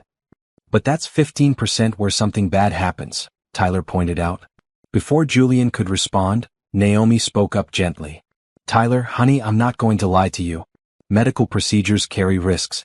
But here's what I know from 8 years of working in that hospital. Outcomes depend a lot on mindset. Patients who go into treatment believing they can make it, who have strong support systems, they statistically do better. So I should just think positive and hope for the best? Tyler asked, his tone slightly sarcastic. No, Naomi said. You should acknowledge that you're scared, which is completely valid. Then you should remember that you're strong, you've fought hard, and you have people who love you. Fear is normal. But don't let it be the only thing you feel. Tyler absorbed this, then looked at his father. Are you scared? About your part of it? Honestly? Julian said. A little. But Tyler, even if I was terrified, I'd still do it. There's no decision to make here. You need this and I can give it. That's all there is to it. What if you regret it? Tyler pressed. What if you're in pain and you wish you hadn't? Tyler, stop, Julian interrupted gently but firmly. Listen to me very carefully. There is nothing, absolutely nothing, I wouldn't endure to give you a chance at life. A few days of discomfort is nothing compared to getting you healthy. This isn't even a sacrifice. It's a privilege. Tyler's eyes filled with tears, but he smiled. Okay. Thanks, Dad. Bria, who had been listening intently while finishing her eggs, spoke up. My mama says love means doing hard things for people. Like when I had to get shots and mama held my hand even though it made her sad to see me cry. She did the hard thing because she loves me. That's exactly right, Bria, Julian said. Love means showing up even when it's hard. The conversation moved on to lighter topics, but Julian noticed Tyler seemed more settled, less anxious. Sometimes the best thing you could do for someone was simply be honest about your own commitment to them. After breakfast, Bria decided everyone needed to learn a dance she had learned at school. What followed was perhaps the most absurd and joyful 30 minutes of Julian's adult life. A billionaire CEO, a teenage cancer patient, a nurse, and a 7-year-old girl dancing awkwardly in a small living room to pop music playing from a phone. Tyler laughed so hard he had to sit down, clutching his sides. Dad, you have no rhythm. Like none at all. I'm aware, Julian gasped, equally breathless from laughter and exertion. Business school did not include dance lessons. Maybe it should have, Naomi teased, demonstrating a spin that looked effortless. Show off, Julian said, attempting the same spin and nearly tripping over his own feet. They collapsed onto the couch together, Tyler leaning against Julian, both of them watching as Bria continued to dance with unstoppable energy. This is nice, Tyler said quietly. Just being normal for a while. It is, Julian agreed, wrapping an arm around his son's shoulders. We should do this more often. Normal. Boring. Ordinary. Those words used to sound terrible to me, Tyler admitted. When I was younger, I wanted everything to be exciting and special. Now I realize ordinary is pretty great. Julian kissed the top of Tyler's head, emotion washing over him. His son had been forced to grow up too fast, to face mortality at 16, to learn lessons about what mattered that most people did not learn until they were much older, if ever. Later that afternoon, when Tyler needed to rest, Julian found himself having coffee with Naomi while Bria napped on the couch and Tyler dozed in Bria's room. You're doing really well, Naomi said, cradling her mug. With Tyler, with learning to be present. I'm impressed. I still feel like I'm figuring it out as I go, Julian admitted. Every day is a new lesson in how much I don't know about just being human. That's good though, Naomi said. Recognizing what you don't know. That's the first step to learning. They sat in comfortable silence for a moment before Julian spoke again. Can I ask you something personal? Sure, Naomi said. Bria's father. Where is he? Naomi's expression clouded slightly. He left when Bria was 2. Decided parenthood was not what he wanted, moved across the country, no contact since. I tried to reach him when my dad got sick, thinking maybe he'd help with Bria while I dealt with everything, but he never responded. I'm sorry, Julian said. His loss. It really is, Naomi agreed. Bria is incredible and he's missing all of it. But honestly, Julian, I've made my peace with it. Yes, it's hard being a single parent. Yes, I wish Bria had a father who showed up for her. But we have my dad and we have each other and we're figuring it out.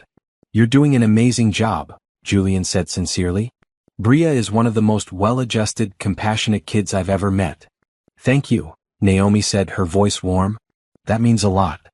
Julian hesitated, then decided to voice something he had been thinking about for weeks.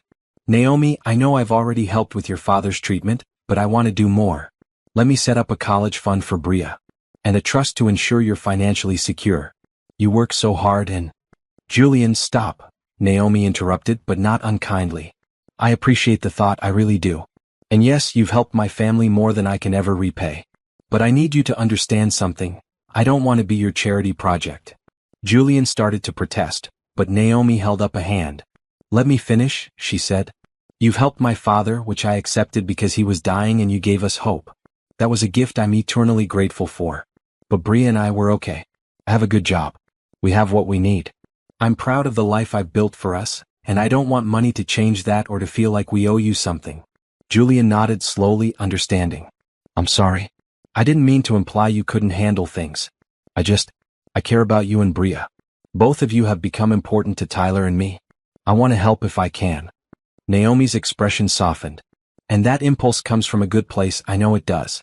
But Julian, the best thing you can give us is not money. It's your presence. Your friendship. The way you show up for Tyler, that's what matters. Bria talks about you constantly. You're becoming like family to her, to us. That's worth more than any trust fund. Family, Julian repeated, testing the word. Is that what we're becoming? Isn't it? Naomi asked. We've spent almost every day together for 6 weeks. Our kids are best friends. We cook meals together. We celebrate holidays together. We support each other through hard times. If that's not family, what is? Julian felt something shift in his chest, a warmth that had nothing to do with the coffee. She was right. They had become family, not through blood but through choice and presence and care. Okay, he said. No trust funds or college funds unless you explicitly ask for them. But the friendship, the presence, the showing up, that I'll keep doing. Deal? Naomi agreed, extending her hand. They shook on it, then both laughed at the formality of it. The afternoon wore on in comfortable domesticity. When Tyler and Bria woke from their naps, they decided to watch a movie. All 4 of them crowded onto Naomi's couch with blankets and popcorn. Halfway through, Bria fell asleep again, this time with her head on Julian's lap. Tyler dozed against Naomi's shoulder. Julian caught Naomi's eye over the sleeping children and saw his own contentment reflected there. This was what life was supposed to be. Not constant excitement or achievement or the next big thing, but moments like this. Safe, warm, connected. Later, when Julian and Tyler were preparing to leave, Bria woke up long enough to hug them both goodbye. Will you come back next Saturday? She asked Julian. If your mom says it's okay, Julian confirmed. It's okay, Naomi said immediately. Then yes, we'll be here, Julian promised. In the car on the way back to the hospital, Tyler was quiet, looking out the window at the city lights. What are you thinking about? Julian asked. Just how different things are now, Tyler said. 6 weeks ago I hated you. Now I can't imagine life without you. It's weird how fast things can change. Change can be good, Julian said. When you're changing in the right direction. Do you think? Tyler hesitated. Do you think Mom would be happy? With how things are now?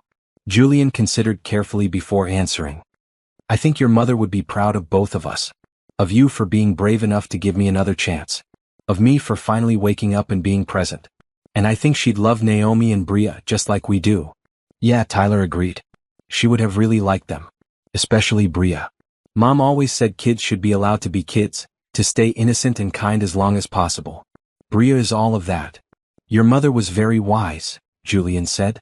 I wish I had listened to her more when she was here. You're listening now, Tyler pointed out. To her memory, I mean. You're becoming the person she saw in you. Julian had to blink back tears. I'm trying, Tyler. Every day I'm trying. They drove in comfortable silence the rest of the way. When they arrived at the hospital, Julian helped Tyler back to his room and got him settled for the night. Dad, Tyler said as Julian was preparing to leave, thanks for today. For the normal stuff. The eggs and dancing and movies. That's the kind of thing I missed these past 3 years. We'll do it again next week, Julian promised.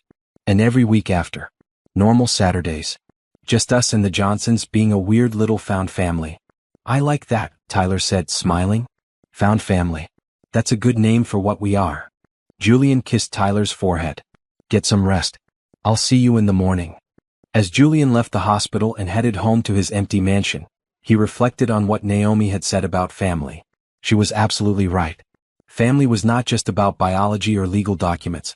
It was about showing up, caring, being present through good times and bad. The Pierce family had expanded in the most unexpected way. A grieving father and son. A single mother and her daughter. A grandfather fighting for his life. They had come together through circumstance and choice, forming bonds that felt as strong as any blood relation. Julian had spent his whole life building an empire, accumulating wealth, achieving success as the world measured it. But he was only now learning what it meant to build a life. And the key he was discovering was simple. Show up, be vulnerable, accept help, give help, and cherish the ordinary moments that accumulate into extraordinary relationships. He fell asleep that night not in his usual king-sized bed but on the couch in his library, still wearing his jeans and t-shirt from the day, too content and tired to bother with his usual nighttime routine. And for the first time in 3 years he slept peacefully, without nightmares, without regrets, just grateful for the life he was finally learning how to live. Learning to be human again, it turned out, was not about grand gestures or dramatic transformations. It was about cracking eggs and dancing badly and falling asleep during movies with people you loved. It was simple, ordinary, and absolutely perfect. The day Julian had been both anticipating and dreading arrived on a Tuesday in late January, the day Tyler wanted to really talk about everything that had happened since Rebecca died.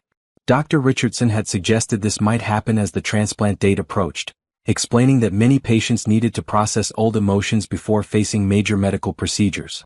It started simply enough. Julian arrived at Tyler's room at his usual time to find his son sitting up in bed, looking determined and nervous at the same time. "Dad, can we talk?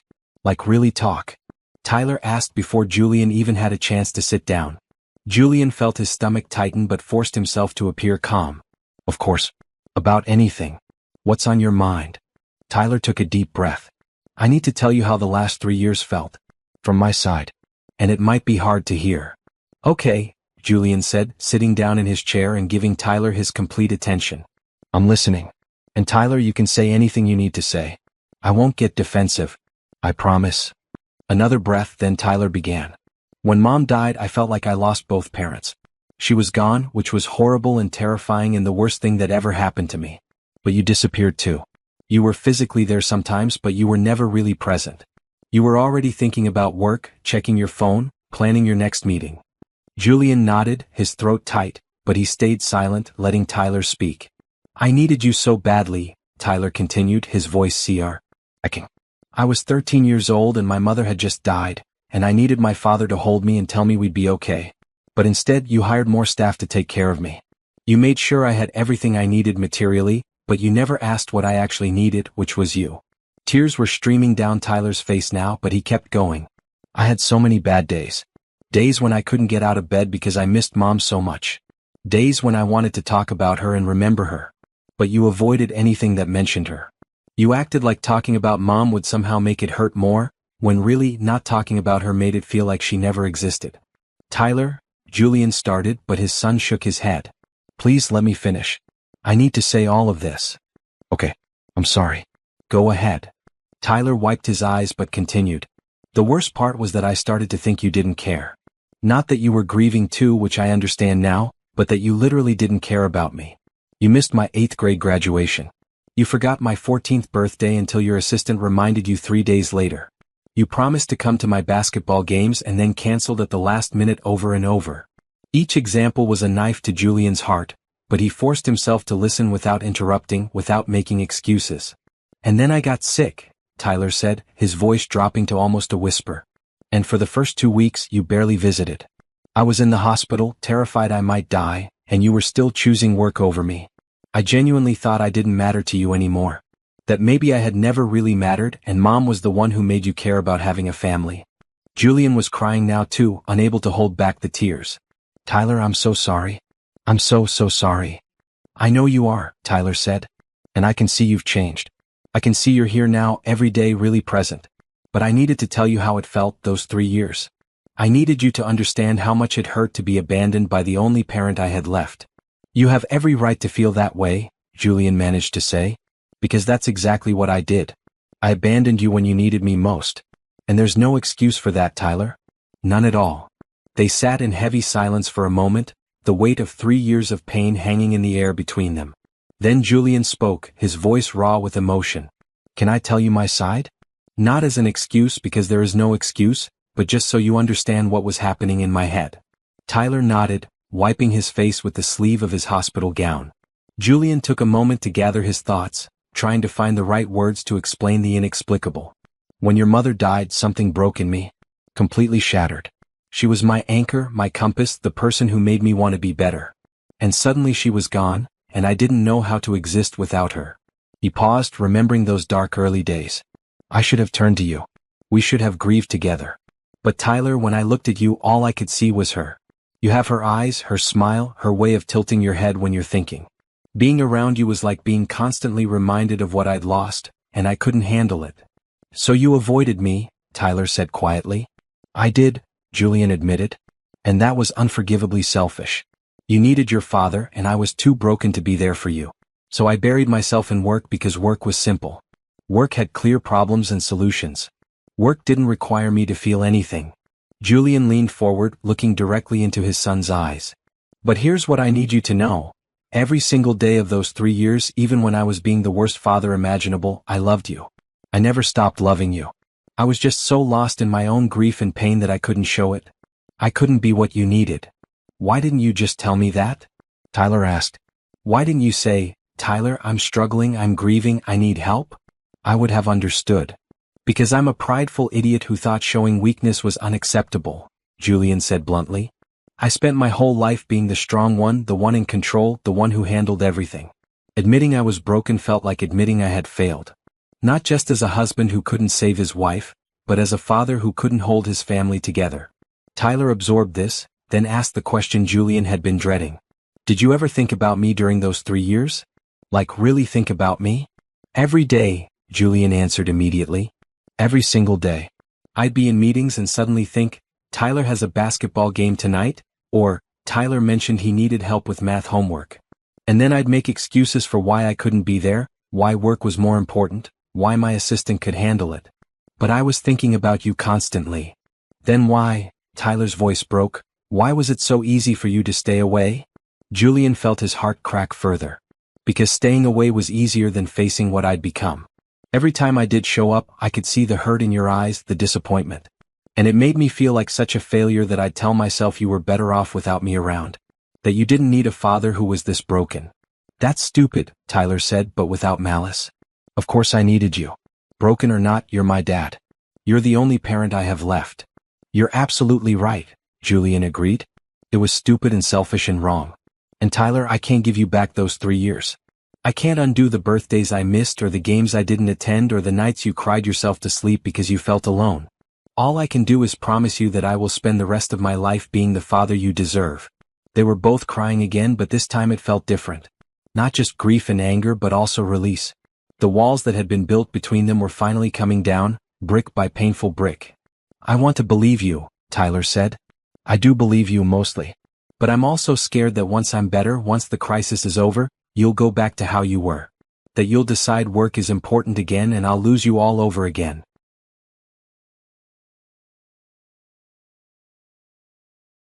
Julian stood and moved to sit on the edge of Tyler's bed, taking both of his son's hands. Tyler, look at me. I'm not going back to how I was. That person doesn't exist anymore. Bria and Naomi didn't just save me that night on the hospital steps. They woke me up to who I'd become and who I needed to be. You're not a crisis I'm responding to.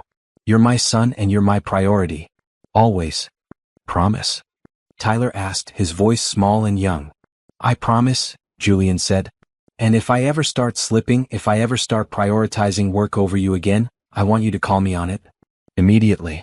Hold me accountable, Tyler. That's what family does.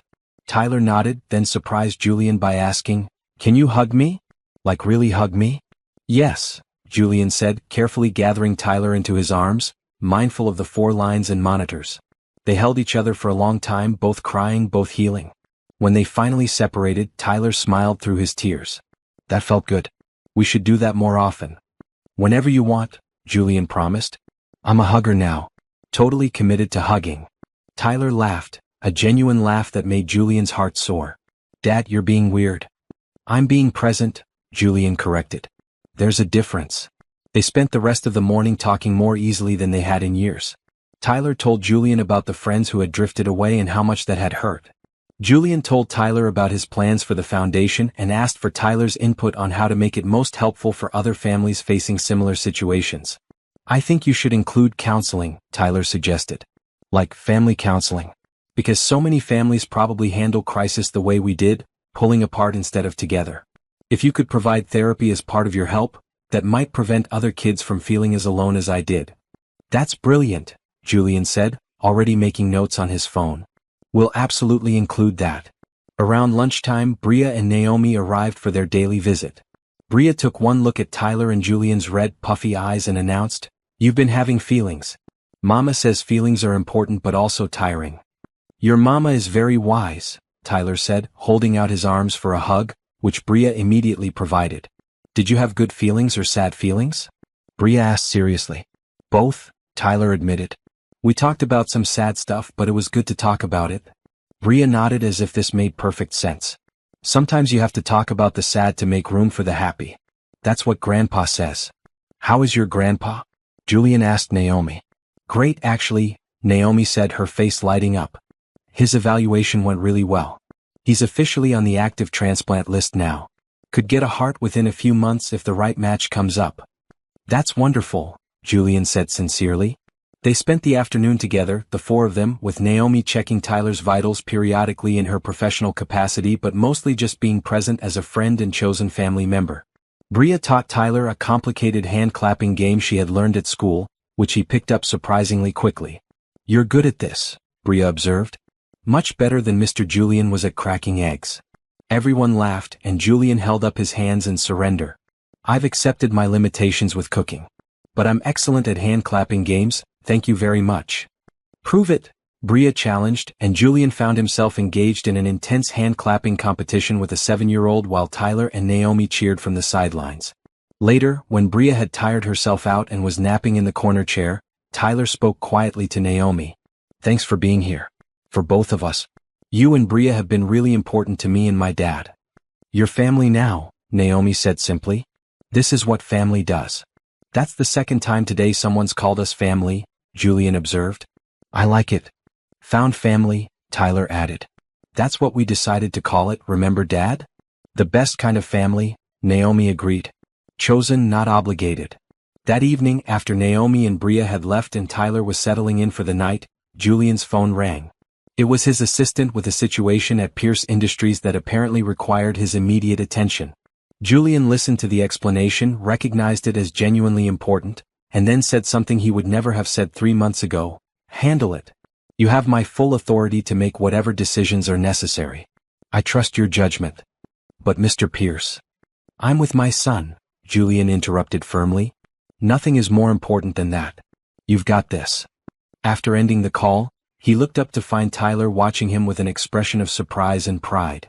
"You really meant it," Tyler said. "About work being secondary." "I really meant it," Julian confirmed. "You come first, Tyler. Always." Tyler smiled, the kind of smile that reached his eyes and lit up his whole face. "Okay, Dad. I believe you now. Really believe you."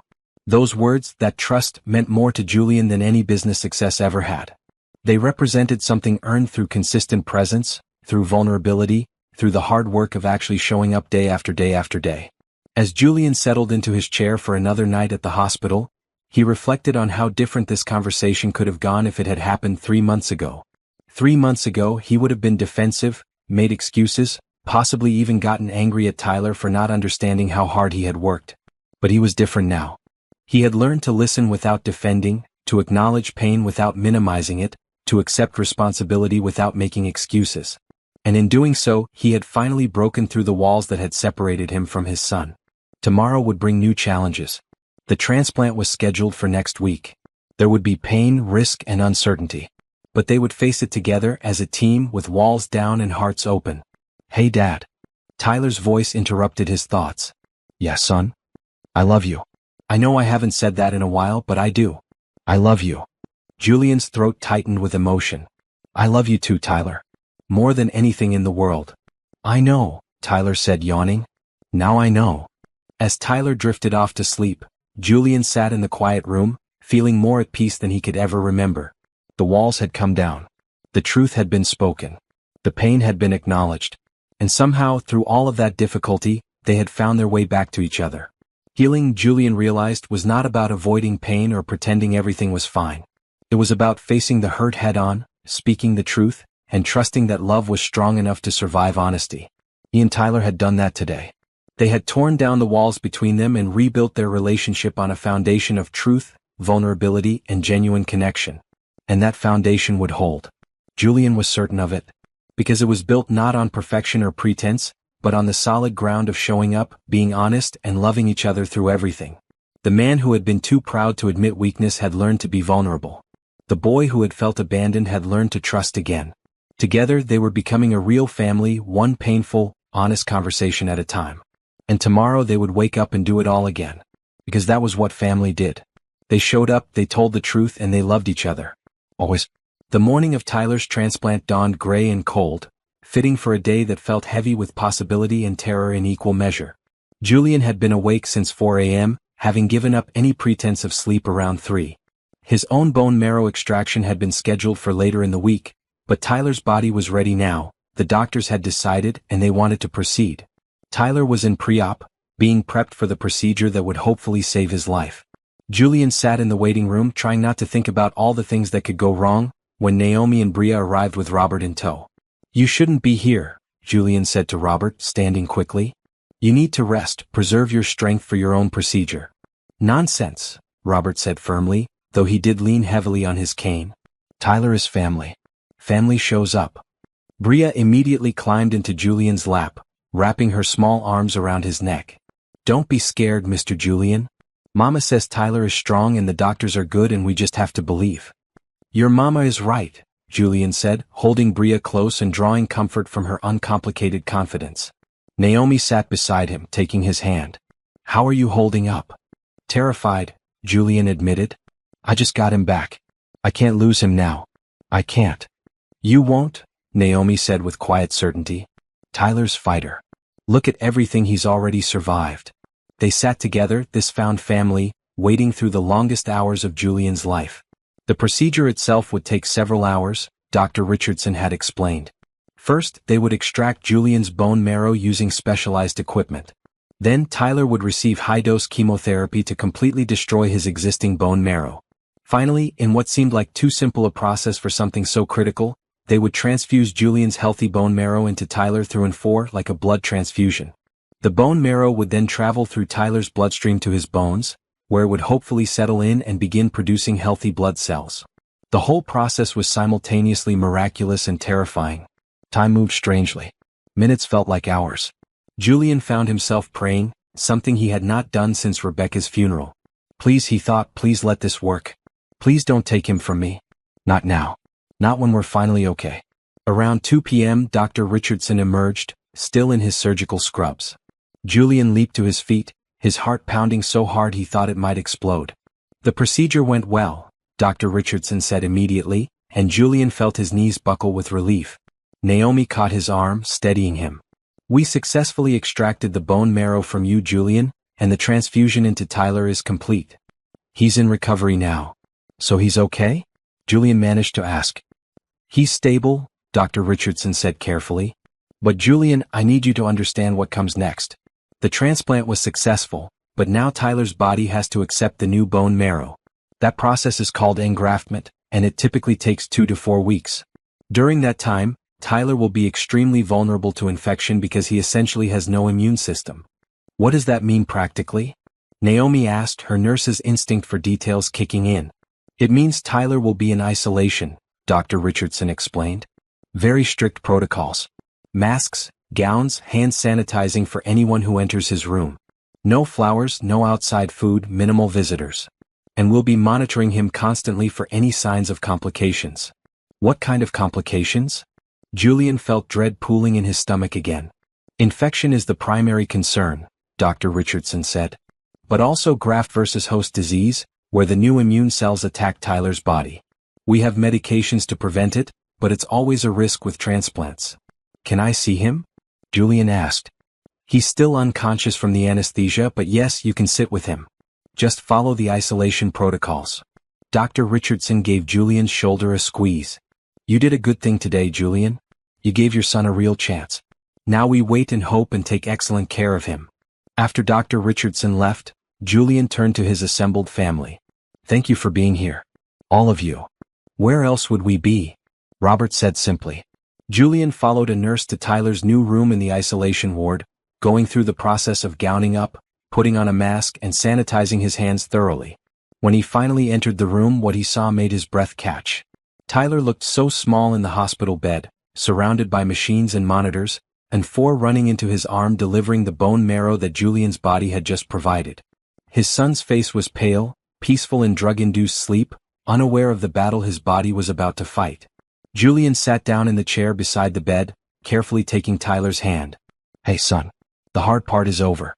You did great. Now you just have to rest and let the new bone marrow do its job. I'll be right here the whole time." He stayed there for hours, holding Tyler's hand, watching the monitors, praying silently. Naomi checked in periodically, bringing him food he could not eat and coffee he drank mechanically. Bria peeked through the window, waving and making faces to try to make Julian smile. Tyler woke up around dinner time, groggy and confused. "Dad." "I'm here," Julian said immediately. "Right here. How do you feel?" "Weird," Tyler mumbled. "Tired. Everything hurts." "That's normal," Julian assured him, though his heart ached hearing his son in pain. "The doctor said you did great. Now you just have to rest." "Did it work?" Tyler asked, his eyes struggling to focus. "The transplant." "Too early to know for sure," Julian answered honestly, remembering their agreement to always tell the truth. "But so far, everything went exactly as planned. The bone marrow is in you now. Your body just needs time to accept it." "How long?" Tyler asked. "A few weeks before we'll really know. But Tyler, you've got this. You've been so strong through everything else. This is just one more challenge." Tyler's eyes drifted closed again, the pain medication pulling him back under. Julian sat back in his chair, prepared for a long night. The days that followed established a new routine. Julian practically lived in Tyler's isolation room, leaving only when absolutely necessary. He worked remotely when Tyler was sleeping, taking conference calls in a mask and gown, making decisions about Pierce Industries from a hospital chair. Tyler's condition remained stable but precarious. His blood counts were dropping as expected, the chemotherapy having destroyed his old bone marrow, and they were waiting anxiously for signs that the new marrow was engrafting and producing healthy cells. On day 5 something changed. Tyler spiked a fever. Julian was dozing in his chair when the monitors started beeping, alerting the nursing staff. Within minutes, the room was full of people, Dr. Richardson ordering tests and adjusting medications. "What's happening?" Julian asked, feeling panic rise in his throat. "Fever could be many things," Dr. Richardson said, already examining Tyler. "Infection is the main concern, but it could also just be his body's reaction to the transplant. We're running blood cultures now to see if there's bacterial or fungal growth." Tyler was barely conscious, his skin burning hot to the touch. Julian wanted to gather him up, hold him, make it better through sheer force of will. But all he could do was stand there, helpless, while the medical team worked. The next 72 hours were the worst of Julian's life, surpassing even the days after Rebecca died. Tyler's fever remained high despite aggressive antibiotics. His blood pressure dropped, requiring medication to support it. He drifted in and out of consciousness, sometimes lucid, sometimes delirious. During one of his lucid moments, Tyler looked at Julian with fear in his eyes. "Dad, I'm scared. What if this doesn't work?" "It's going to work," Julian said with more confidence than he felt. "You're fighting, the doctors are fighting, and I'm right here fighting with you. We're not giving up." "But if something happens," Tyler's voice broke. "Nothing is going to happen," Julian said firmly. "Do you hear me, Tyler? You're going to get through this. We have too many plans. Normal Saturdays with Naomi and Bria, teaching you to cook more than just scrambled eggs, going to your graduation, watching you go to college. You have too much life ahead of you." "Dad." "No," Julian said, his voice fierce now. "I'm not losing you. Not after everything we've been through. Not after finding our way back to each other. You're going to fight this, Tyler. And you're going to win." Tyler managed a weak smile. "Okay, Dad. I'll try." "Not try," Julian corrected. "Do. You're going to do this." Naomi stayed close during those dark days, checking Tyler's charts, consulting with the doctors, providing Julian with medical explanations he could understand. She found him in the chapel on the 3rd night of Tyler's fever, sitting in the same spot he had occupied weeks earlier. "Julian," she said softly, sitting beside him. "I can't do this," Julian admitted, his voice breaking. "I can't watch him suffer. I can't lose him, Naomi. I just can't." "You're not going to lose him," Naomi said, taking his hand. "You don't know that," Julian said desperately. "The doctor said his body might be rejecting the transplant. Or it could be an infection they can't identify. Or—" "Julian, listen to me," Naomi interrupted. "I've been a nurse for 8 years. I've seen a lot of transplant patients. Tyler's numbers are actually improving, slowly but steadily.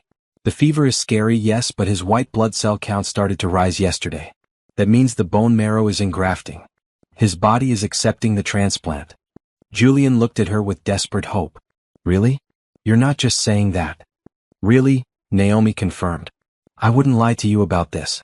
Tyler is fighting and he's winning. The fever will break. You just have to hold on a little longer.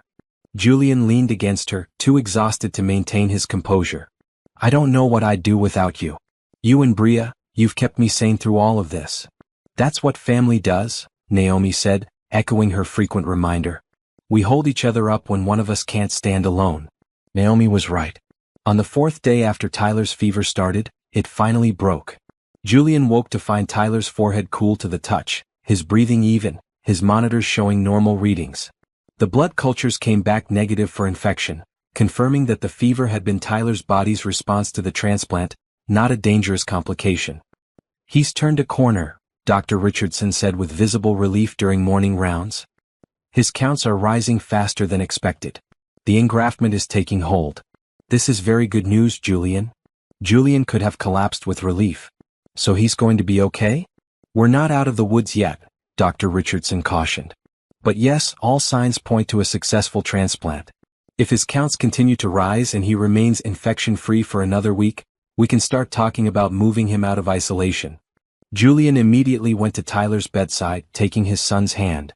Tyler was still sleeping, but his color was better, his breathing more relaxed. You did it, Julian whispered. You fought and you won. I'm so proud of you, Tyler. When Tyler woke an hour later, the first thing he said was, I feel better. Less like I'm dying. Julian laughed, the sound coming out half sob. Good. Because I have a lot of Saturdays planned for us and you need to be alive for them. Tyler smiled weakly. Deal. No dying. Got it. Over the next week, Tyler's recovery accelerated. His blood counts continued to rise, indicating that the new bone marrow was successfully producing healthy cells. His energy improved. He started eating solid food again. The isolation protocols remained in place, but the atmosphere in the room shifted from crisis to cautious optimism. Bria visited daily, pressing her face against the window to make funny faces at Tyler until he laughed. Naomi provided updates on Robert's condition, which was also improving. The family, scattered across different rooms and floors of various hospitals, was slowly healing together. On the 10th day post-transplant, Dr. Richardson brought extraordinary news. Tyler's latest tests show that the transplant has fully engrafted. His immune system is starting to rebuild. The cancer markers in his blood are undetectable. Tyler, you're in remission. Tyler stared at the doctor, then at Julian, hardly daring to believe it. Remission? Like actually in remission. Actually in remission, Dr. Richardson confirmed with a broad smile. We'll need to monitor you closely, of course. There's always a risk of relapse, and you'll need to be careful about infections while your immune system strengthens. But yes, Tyler, you're cancer-free. Julian could not speak. He just pulled Tyler into the most careful, gentle hug, both of them crying, both of them laughing, both of them hardly believing that they had made it through. We did it, Dad, Tyler said. We actually did it. You did it, Julian corrected. You're the fighter. I just provided raw materials. We did it together, Tyler insisted. As a team. Later that day, when Naomi and Bria were allowed a brief visit with full protective gear, Bria announced, I knew Tyler would be okay. I told everyone. Mama didn't believe me at first, but I knew. I always believed, Naomi protested. I was just being professionally cautious. You were scared, Bria said with childlike directness. But it's okay. Everybody was scared. Scary things make people scared. That's normal.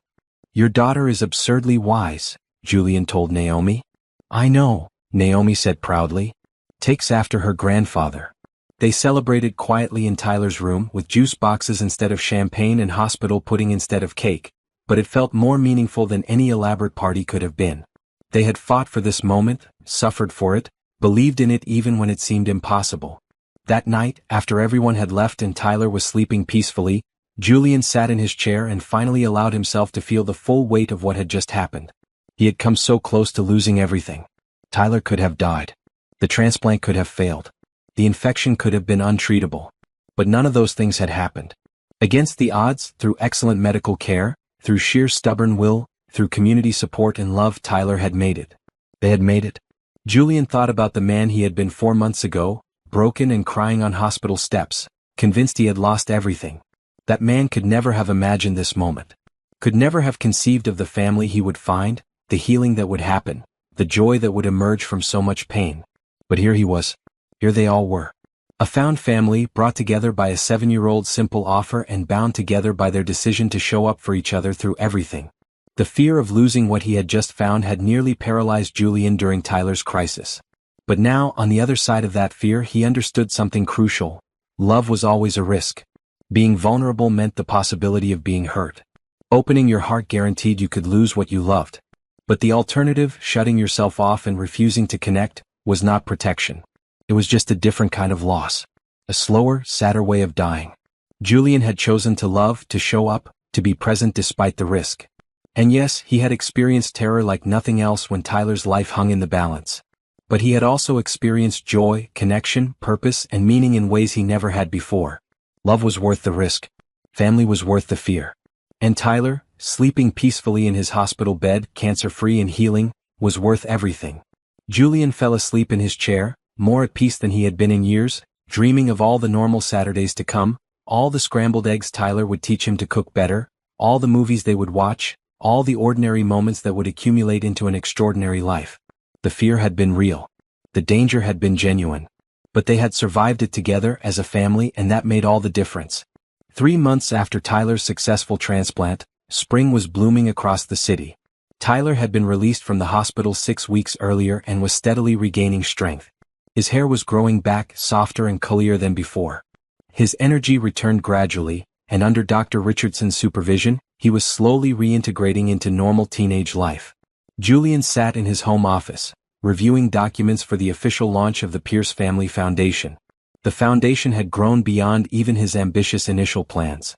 With Naomi's input, they had developed comprehensive programs: medical bill assistance, family counseling, temporary housing for out-of-town families, meal delivery services, transportation support, and even emergency financial assistance for families who lost income while caring for sick children. A knock interrupted his concentration. Julian looked up to see Tyler standing in the doorway, looking healthier and happier than he had in over a year. "Hey Dad, can we talk?" "Always," Julian said, closing his laptop and giving Tyler his full attention. "What's up?" Tyler sat down across from him, fidgeting slightly with his phone. "I've been thinking about something. About the foundation launch next month." "Okay," Julian said. "What about it?" "I want to speak," Tyler said. "At the event. I want to tell my story, talk about what we went through, thank the people who helped us. I think it might inspire people, show them why the foundation matters." Julian felt pride swell in his chest. "Tyler, that's a wonderful idea. Are you sure you're ready for that kind of public attention?" "I'm sure," Tyler said firmly. "Dad, we have a platform. You're famous, the company is well known, and people are interested in our story. If we can use that to help other families, why wouldn't we? Your mother would be so proud of you," Julian said, his voice thick with emotion. "I hope so," Tyler replied. "I've been thinking about her a lot lately. About what she would want us to do with everything we've been given." They spent the next hour planning Tyler's speech, discussing what to share and what to keep private, how to balance vulnerability with maintaining appropriate boundaries. It was a collaborative process, and Julian marveled at Tyler's maturity and thoughtfulness. Later that afternoon, Julian had a previously scheduled meeting with Naomi at a cafe downtown. They had been coordinating frequently on foundation details, but this meeting felt different. Julian found himself more nervous than usual, though he could not quite articulate why. Naomi arrived wearing a bright blue dress that matched her scrubs in color but was decidedly more elegant. Julian stood to greet her, suddenly very aware that this was the first time he had seen her in anything other than scrubs or casual clothes. "You look beautiful," he said without thinking, then immediately felt his face heat up. Naomi smiled, a slight blush coloring her cheeks. "Thank you. I thought since we were meeting somewhere fancy instead of the hospital cafeteria, I should dress accordingly." They ordered coffee and began discussing foundation logistics, but Julian found himself distracted. Somewhere over the past 4 months, Naomi had become more than just a friend or colleague. She was the person he most wanted to talk to at the end of every day.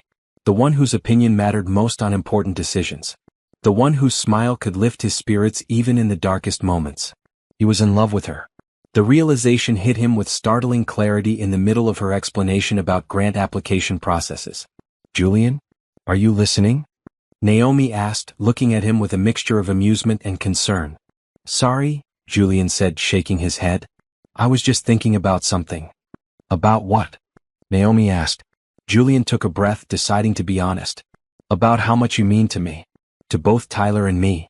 Naomi's expression softened. "You both mean a lot to me too. And to Bria and my father." Julian started, then stopped. This was not the time or place. He needed to think about this carefully, do this right. "Never mind. Let's get back to the foundation plans." Naomi looked at him curiously but did not push. They spent another hour working through details before parting ways. Over the next 2 weeks, Julian thought constantly about his feelings for Naomi.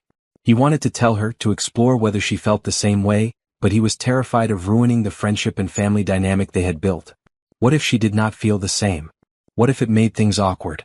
What if it somehow affected Tyler and Bria's friendship?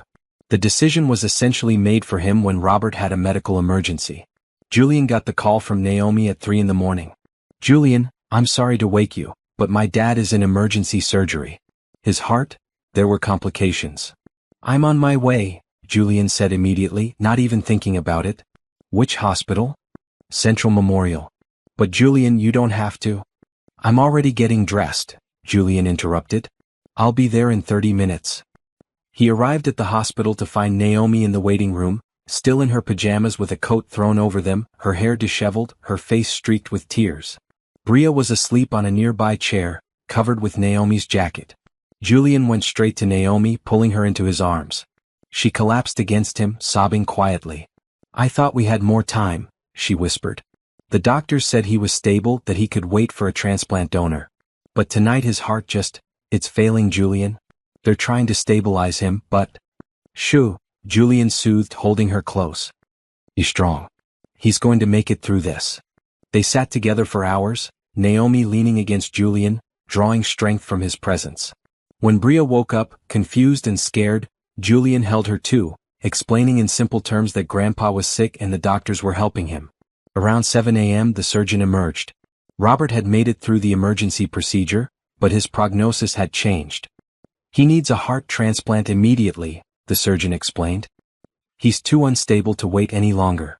We're putting him at the top of the priority list, but there's no guarantee a heart will become available in time," Naomi finished, her voice hollow. "We'll do everything we can," the surgeon assured them before leaving. Julian made a decision. "I'm activating every resource I have. Every hospital network, every organ donation organization, every contact I've accumulated over 40 years in business. We're going to find Robert a heart." "Julian, organ donation doesn't work that way," Naomi said gently. "You can't just buy a heart. It has to be a match and someone has to die. You can't control that."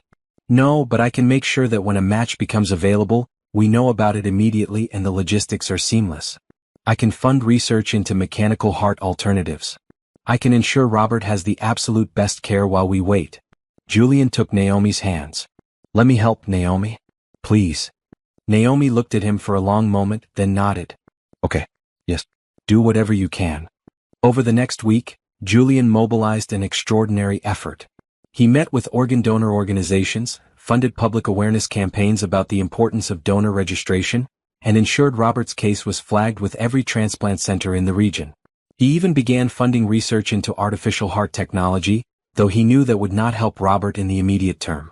Tyler wanted to help too. "Dad, let's do a public appeal. Use social media, the news, whatever platform we have. Maybe someone will register as an organ donor because of it, and that could save Grandpa Robert and other people too." Together, father and son recorded a video about Robert's situation, about the critical need for organ donors, about how one person's decision to register could save multiple lives.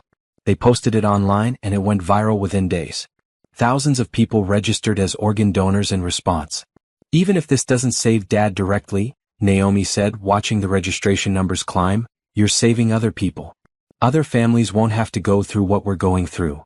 On day 9 of Robert's crisis, a miracle happened. A matching heart became available.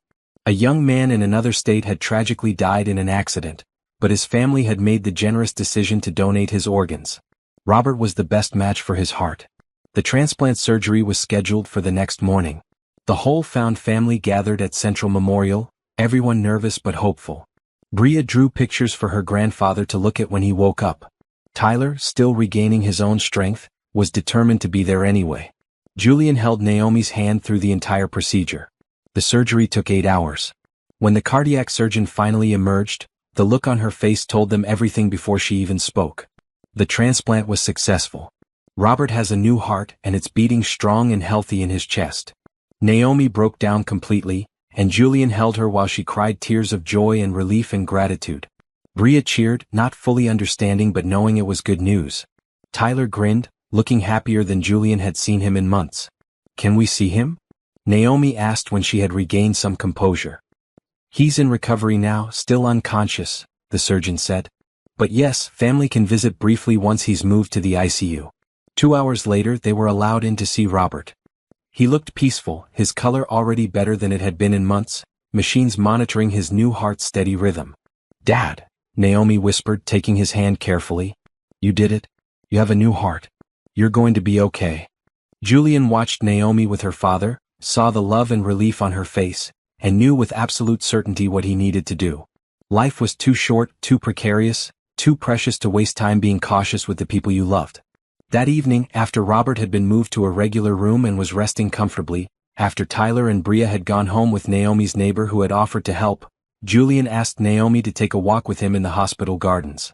"Naomi," he began, then stopped, suddenly nervous in a way he had not been since he was a teenager. "Yes," Naomi prompted, looking at him curiously. "These past 4 months have changed my life," Julian said. "You and Bria and your father, you've taught me what actually matters. You've shown me how to be present, how to love, how to build a family that's chosen rather than just inherited." Naomi smiled. "You've done the same for us, Julian. You've given my father his life back. You've provided security I never dreamed we'd have. You've been an amazing friend." "That's the thing," Julian said, taking her hand. "I don't want to just be your friend, Naomi. I'm in love with you. I think I have been for months, but I was scared to say anything. Scared of ruining what we have." Naomi's eyes widened, filling with tears. "Julian." "Wait, let me finish," Julian interrupted gently. "I know this is complicated. We have kids to think about, a foundation to run, a whole dynamic we've built. And if you don't feel the same way, I'll accept that. But I had to tell you because watching your father almost die tonight reminded me that we don't have unlimited time. We need to say the important things while we can." Naomi was crying now but smiling through her tears. "Julian Pierce, are you really this oblivious?" "What?" Julian asked, confused. "I've been in love with you for 2 months, Naomi said, laughing and crying at the same time. "I thought you didn't feel the same way. I thought you just saw me as a friend and colleague." Julian stared at her, hardly believing what he was hearing. "You love me?" "Yes, you ridiculous man," Naomi said. "I love you. I love how you show up for Tyler every single day. I love how you play hand-clapping games with my daughter. I love how you held me tonight when I was falling apart. I love who you've become and who you're still becoming." Julian pulled her close, kissing her gently, then more deeply when she kissed him back. When they finally separated, both were smiling. "So what now?" Naomi asked. "Now," Julian said, "I have a proposal to make. Actually, 2 proposals." "2?" Naomi asked, laughing. "Overachiever. First," Julian said, suddenly serious, "I want you to be the director of the Pierce Family Foundation. Not just an advisor but the actual director. You understand what families need because you've lived it. You have the compassion and the organizational skills. I can't imagine anyone better for the job." Naomi's breath caught. "Julian, that's a huge position. Are you sure?" "Completely sure," Julian confirmed. "I trust you completely, Naomi. And it's paid, of course. A proper salary with full benefits. You'd be able to cut back your hospital shifts to part-time or even quit if you wanted. Spend more time with Bria and your father." Naomi wiped her eyes. "Yes, I accept. Thank you, Julian." "Good," Julian said, grinning. "Because I already had the contracts drawn up. I was just waiting for you to say yes." Naomi laughed. "And the second proposal?" Julian took both her hands, looking directly into her eyes. "Move in with me. You, Bria, and your father when he's recovered enough. My house is absurdly large and mostly empty. There's more than enough room for everyone. We're already functioning as a family. Let's make it official." Live together, raise our kids together, figure out this life together. Julian, Naomi said, her voice shaking, are you asking me to marry you? Not yet, Julian said honestly. I want to, but I think we should take this one step at a time. Move in together first. Let the kids adjust. Make sure this works in the day-to-day reality of living together. But Naomi, I do want a future with you. A real future. Marriage, growing old together, all of it. I'm just suggesting we build up to that. Naomi nodded slowly, thinking. What about the kids? Tyler and Bria? How will they feel about this? Why don't we ask them? Julian suggested. The next morning, they gathered Tyler and Bria in Robert's hospital room. Robert was awake now, weak but alert, and immediately noticed something different about Julian and Naomi. Well, Robert said with a knowing smile. You two finally figured it out, did you? Figured what out? Bria asked, looking between the adults. Julian and Naomi exchanged glances, then Julian spoke. Bria, Tyler, we wanted to talk to you both about something important. Your mom and I have feelings for each other. We care about each other as more than just friends. You love each other, Tyler said simply. We know, Dad. We've known for weeks. You have? Naomi asked, surprised. You're not subtle, Tyler said with amusement. The way you look at each other, how you always find excuses to touch each other, how happy you both are when you're together. Bria and I talked about it.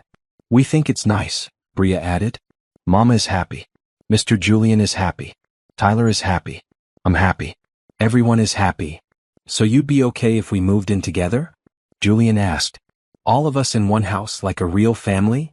Bria's face lit up. Like a real family? With Tyler as my brother? Like a brother, Naomi clarified. Not technically your brother, but... Close enough, Tyler interrupted. I've always wanted a little sister. Especially one as cool as Bria. Bria launched herself at Tyler, hugging him fiercely. I have a brother. I have a brother. Robert laughed from his hospital bed, though it came out weak. Looks like you have your answer. There's one more thing, Julian said. Naomi has agreed to be the director of the Pierce Family Foundation. So she'll be working with me more closely, helping families going through what we went through. That's perfect, Tyler said. Mom would love that. Using your resources to actually help people. She would, Julian agreed, feeling Rebecca's presence in the room, approving of the path his life had taken. They spent the rest of the day planning, dreaming, imagining their future together. Robert would need months of recovery, but once he was stable, he would move into one of the guest suites in Julian's mansion, with full-time nursing care if needed. Bria would have her own room, decorated however she wanted. Tyler and Bria could choose to share the media room or the game room or whatever space they wanted for hanging out together. It's going to be chaos, Naomi said, smiling. 5 people, different schedules, learning to live together. Beautiful chaos, Julian corrected. The best kind. That evening as Julian and Tyler drove home, Tyler spoke up. Dad, I'm proud of you. For what? Julian asked. For being brave enough to try again, Tyler said. With love, with family, with all of it. You could have stayed closed off after Mom died. But you opened yourself up again. That takes courage. Julian felt emotion well up in his throat. I learned that from you, Tyler. You were brave enough to give me another chance. That taught me everything. They drove in comfortable silence for a while before Tyler spoke again. You know, if you do end up marrying Naomi eventually, I think it would be okay. I think Mom would want you to be happy. And Naomi makes you happy.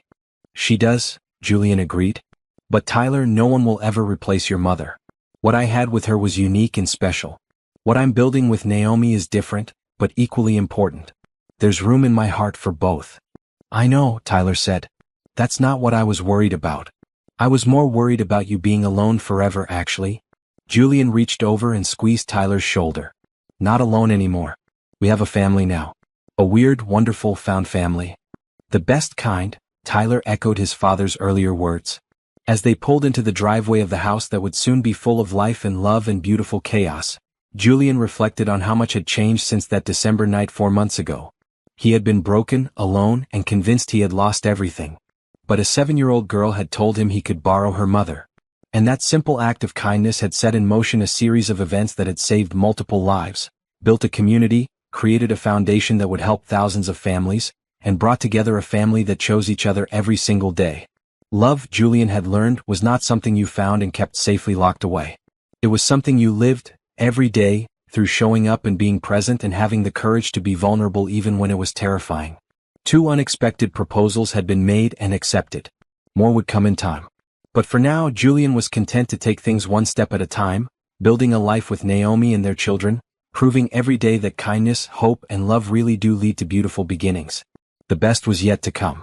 The late spring sun poured through the massive windows of Julian's mansion, transforming it from the cold, empty space it had been months ago into something that finally felt like a home. Moving day had arrived, bringing with it controlled chaos and infectious excitement.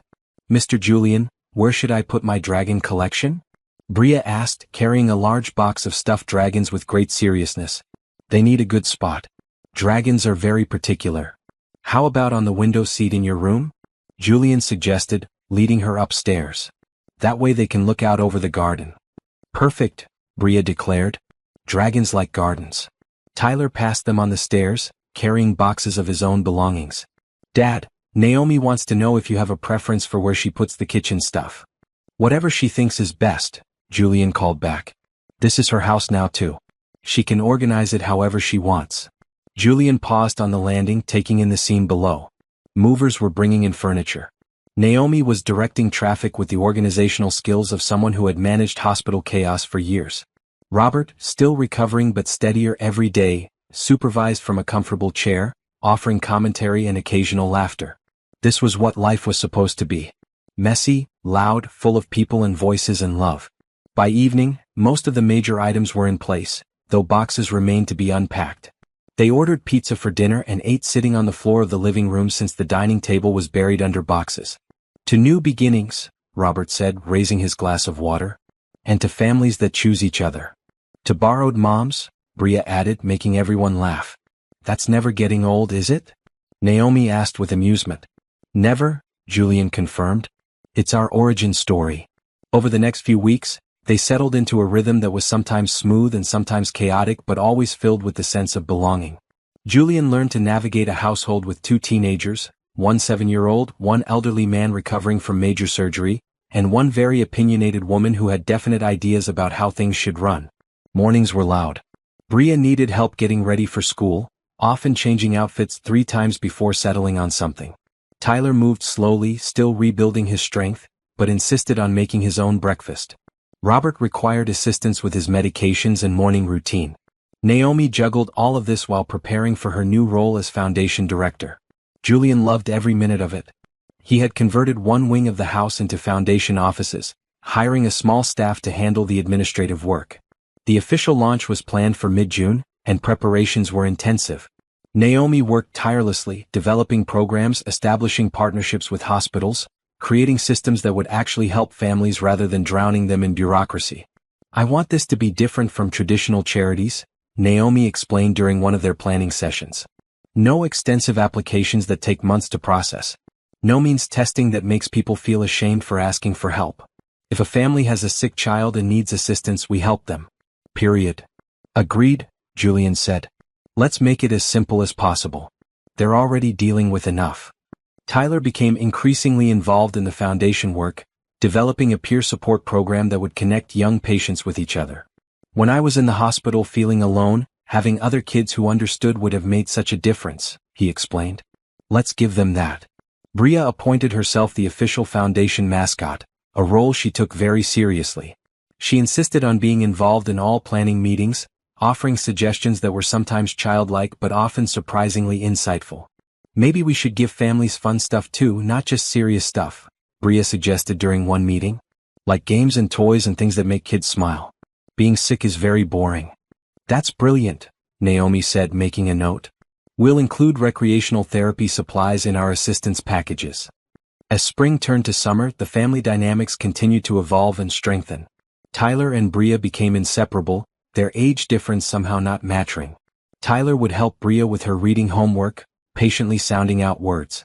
Bria would force Tyler to play elaborate make-believe games involving dragons and princesses and adventures. "She's exhausting," Tyler told his father one evening, but he was smiling. "But also kind of great." Julian and Naomi's relationship deepened in the small moments that filled their days. Morning coffee together before everyone else woke up. Quick kisses stolen in the hallway. Quiet conversations late at night about their dreams and fears and hopes for the future. They were building something solid, something real, taking it one day at a time as they had agreed. Robert's health continued to improve remarkably. The new heart was working perfectly, his body accepting it without complications. He began taking daily walks in the garden, slowly regaining his strength. He also became the family's unofficial storyteller, gathering the children around him in the evenings to share tales from his teaching days. "Your grandfather is a treasure," Julian told Naomi one night as they watched Robert entertain Tyler and Bria with an animated story about a particularly troublesome student from decades ago. "He is," Naomi agreed, leaning into Julian's side. "And he gets to be here because of you. Because you cared enough to help a stranger." "You weren't a stranger," Julian corrected. "You were the mother a 7-year-old offered to loan me. That made you something more than a stranger from the first moment." The foundation launch on June 15th was a major event, held at a high-end hotel with media coverage and several hundred attendees, including donors, hospital administrators, and families who had already benefited from the foundation's pre-launch pilot program. Julian gave the opening remarks, but the real impact came from the personal stories. Tyler spoke about his cancer journey and his father's transformation. A mother shared how the foundation had paid for her daughter's experimental treatment. A father described how foundation support allowed him to take medical leave to be with his son without losing their home. But the most powerful moment came when Bria, wearing a bright red dress that matched the foundation's logo colors, walked up to the microphone with no preparation, no speech, just 7-year-old honesty. "Hi," she said into the microphone. "I'm Bria Johnson. This foundation exists because I told a crying man he could borrow my mom." Laughter rippled through the crowd. "I didn't know he was rich or important," Bria continued, completely at ease in front of hundreds of people. "I just knew he was sad. And my mama always says when someone is sad, you help them. So I offered my mom because she makes everyone feel better. And then he helped my grandpa and Tyler got better and now we all live together and we're helping lots of people." She paused thinking. "I think the important part is that when you see someone who needs help, you just help them. You don't worry about if they deserve it or if you'll get something back. You just help. That's what Mr. Julian did for my family. And now we're doing it for other families. That's what kindness looks like." The crowd erupted in applause. Julian felt tears streaming down his face, and he saw he was not alone. Even hardened businesspeople in the audience were wiping their eyes. After the event, as they were packing up, a woman approached Julian. "Mr. Pierce, I'm a reporter with the national news. I'd like to do a feature on you and your family, about the foundation and this remarkable story." Julian looked at Naomi, Tyler, and Bria, who had all gathered around him. "What do you all think? It's not just my story. It's our story." "Let's do it," Tyler said immediately. "If it helps more families, we should share it." "I want to be on TV," Bria announced. "I have important things to say." Naomi laughed. "Okay, but we set boundaries. We control what gets shared and what stays private." "Absolutely," the reporter agreed. "This would be a positive piece about family, transformation, and giving back." The interview aired 2 weeks later and went viral almost immediately. The story of a crying billionaire, a compassionate child, and the family they built together resonated with people around the world. Donations poured into the foundation. Hospitals reached out wanting to partner. Families in crisis wrote asking for help. But the attention also brought challenges. Media outlets wanted more access. Strangers approached them in public. The privacy they had carefully maintained was suddenly harder to protect. One evening, about a month after the feature aired, they gathered as a family to discuss how to handle it. "I didn't think it would be this big," Tyler admitted.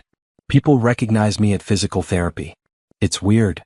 People keep asking me about the foundation at my new school," Bria said.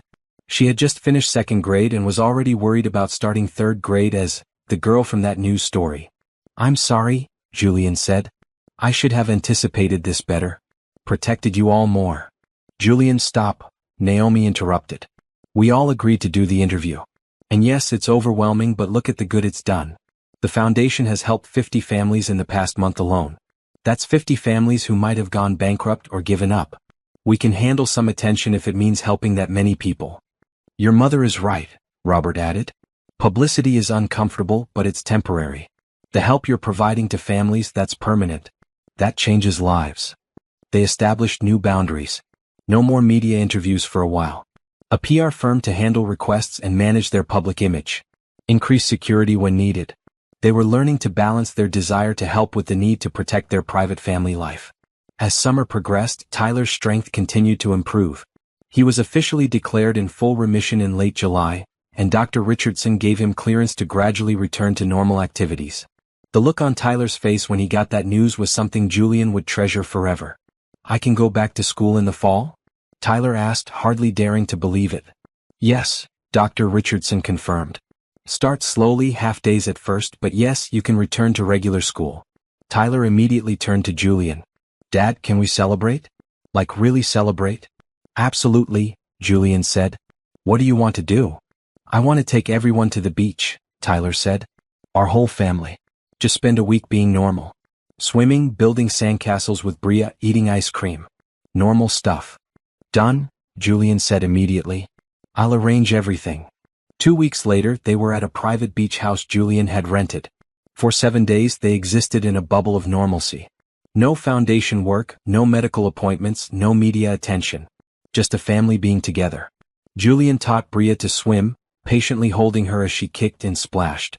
Tyler built elaborate sandcastles with Bria's help, the two of them constructing an entire kingdom complete with moat and towers. Naomi and Robert sat under umbrellas, reading and watching the children with contentment. One evening, as the sun set over the ocean, Julian and Naomi walked along the beach alone while Robert supervised the kids roasting marshmallows for s'mores. "This is perfect," Naomi said, her hand in Julian's. "Just being together, no complications." "It is," Julian agreed. Then, surprising himself, he stopped walking and turned to face her. "Naomi, I know we said we'd take things slowly, build up to bigger commitments. But these past few months, watching our family come together, seeing how perfectly we all fit, I don't want to wait anymore." He pulled a small box from his pocket. "I've been carrying this around for 2 weeks trying to find the perfect moment. But I realize there is no perfect moment. Every moment with you is perfect." Naomi's hand flew to her mouth, tears already forming in her eyes. "Naomi Johnson," Julian said, opening the box to reveal a beautiful but understated ring, "will you marry me? Not because I need you to complete me, but because I want to spend the rest of my life choosing you, choosing us, choosing this beautiful family we've built." "Yes," Naomi said, crying and laughing at the same time. "Yes, of course, yes."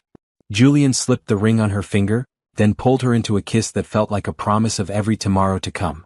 When they returned to the beach house, hand in hand, Tyler and Bria took one look at their faces and knew immediately what had happened. "Finally," Tyler said, grinning. "I was wondering when you'd ask her, Dad." "You knew I was going to?" Julian asked, surprised. "You bought a ring 3 weeks ago," Tyler said. "You're not as subtle as you think." Bria ran to Naomi, examining the ring with great interest. "Does this mean we're a real family now? Like officially?" "We've been a real family for months," Naomi said, kneeling to Bria's level. "The ring just makes it official in a legal way. But nothing really changes. We're still the same family." "When's the wedding?" Bria asked. "Can I wear a fancy dress? Can there be cake? Can Tyler walk you down the aisle? Can dragons?" "Slow down," Naomi laughed. "We just got engaged. We'll figure out all the details later." "Spring," Julian suggested. "Give us time to plan properly. Something small, just family and close friends." "Perfect," Naomi agreed. That night, as Julian lay in bed listening to the ocean through the open window, Naomi beside him, he reflected on the journey that had brought them to this moment. 8 months ago, he had been sitting on hospital steps, completely broken. Now he was engaged to an incredible woman, father to a son who was healthy and thriving, bonus father to a 7-year-old who saw magic in the world, and about to officially welcome Robert as family. The Pierce Family Foundation was helping families across the state. His relationship with Tyler was stronger than ever. He had learned how to crack eggs, build sandcastles, and be present in the ordinary moments that made life extraordinary. All of it traced back to one moment, a little girl in a green coat telling him he could borrow her mother. "What are you thinking about?" Naomi whispered in the darkness. "About how grateful I am," Julian whispered back. "For you, for our family, for every moment that led us here." "Me too," Naomi said, snuggling closer. "Though I have to admit, I'm slightly terrified of planning a wedding with Bria's help. She has very strong opinions about dragons." Julian laughed quietly. "We'll make it work. We always do." "Yes," Naomi agreed. "We always do." They fell asleep to the sound of waves and the warmth of each other, dreaming of the future they were building together, one choice, one day, one act of love at a time. 1 year. 1 full year since that cold December night when Julian had sat broken on hospital steps and a 7-year-old with red ribbons in her hair had offered him the most precious gift she had. Her mother. Now, on a warm December evening exactly 1 year later, Julian stood in the same hospital's conference room, but the circumstances could not have been more different. The room was decorated festively but tastefully, filled with families whose lives the Pierce Family Foundation had touched over the past 6 months since its official launch. Tyler, healthy and strong, his hair fully grown back and his energy returned, stood beside Julian reviewing his speech one last time. Bria, wearing a green velvet dress with a bright red ribbon in her hair, bounced excitedly near the refreshment table. Naomi, wearing her engagement ring and a beautiful blue dress that matched her eyes, coordinated last-minute details with the event staff. Robert, recovered and robust, greeted arriving guests with his characteristic warmth. This was the 1-year anniversary celebration, a chance to reflect on how far they had come and to honor the families who had inspired the Foundation's mission. Dr. Richardson arrived with several of the nurses from the pediatric floor, including the staff who had cared for Tyler during his darkest days.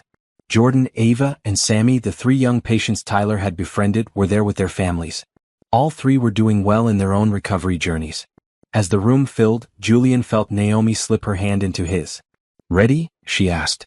"Absolutely," Julian said, squeezing her hand. The program began with a video montage showing the Foundation's first year. Families helped, bills paid, resources provided, smiles brought to faces that had known too much worry. Then came the speeches. Julian spoke first, his words simple and from the heart. "A year ago today I was lost. I had wealth, power, and success, but I had nothing that actually mattered. Then a child taught me the most important lesson. When someone needs help, you help them. No complicated reasoning, no cost-benefit analysis, just simple human kindness."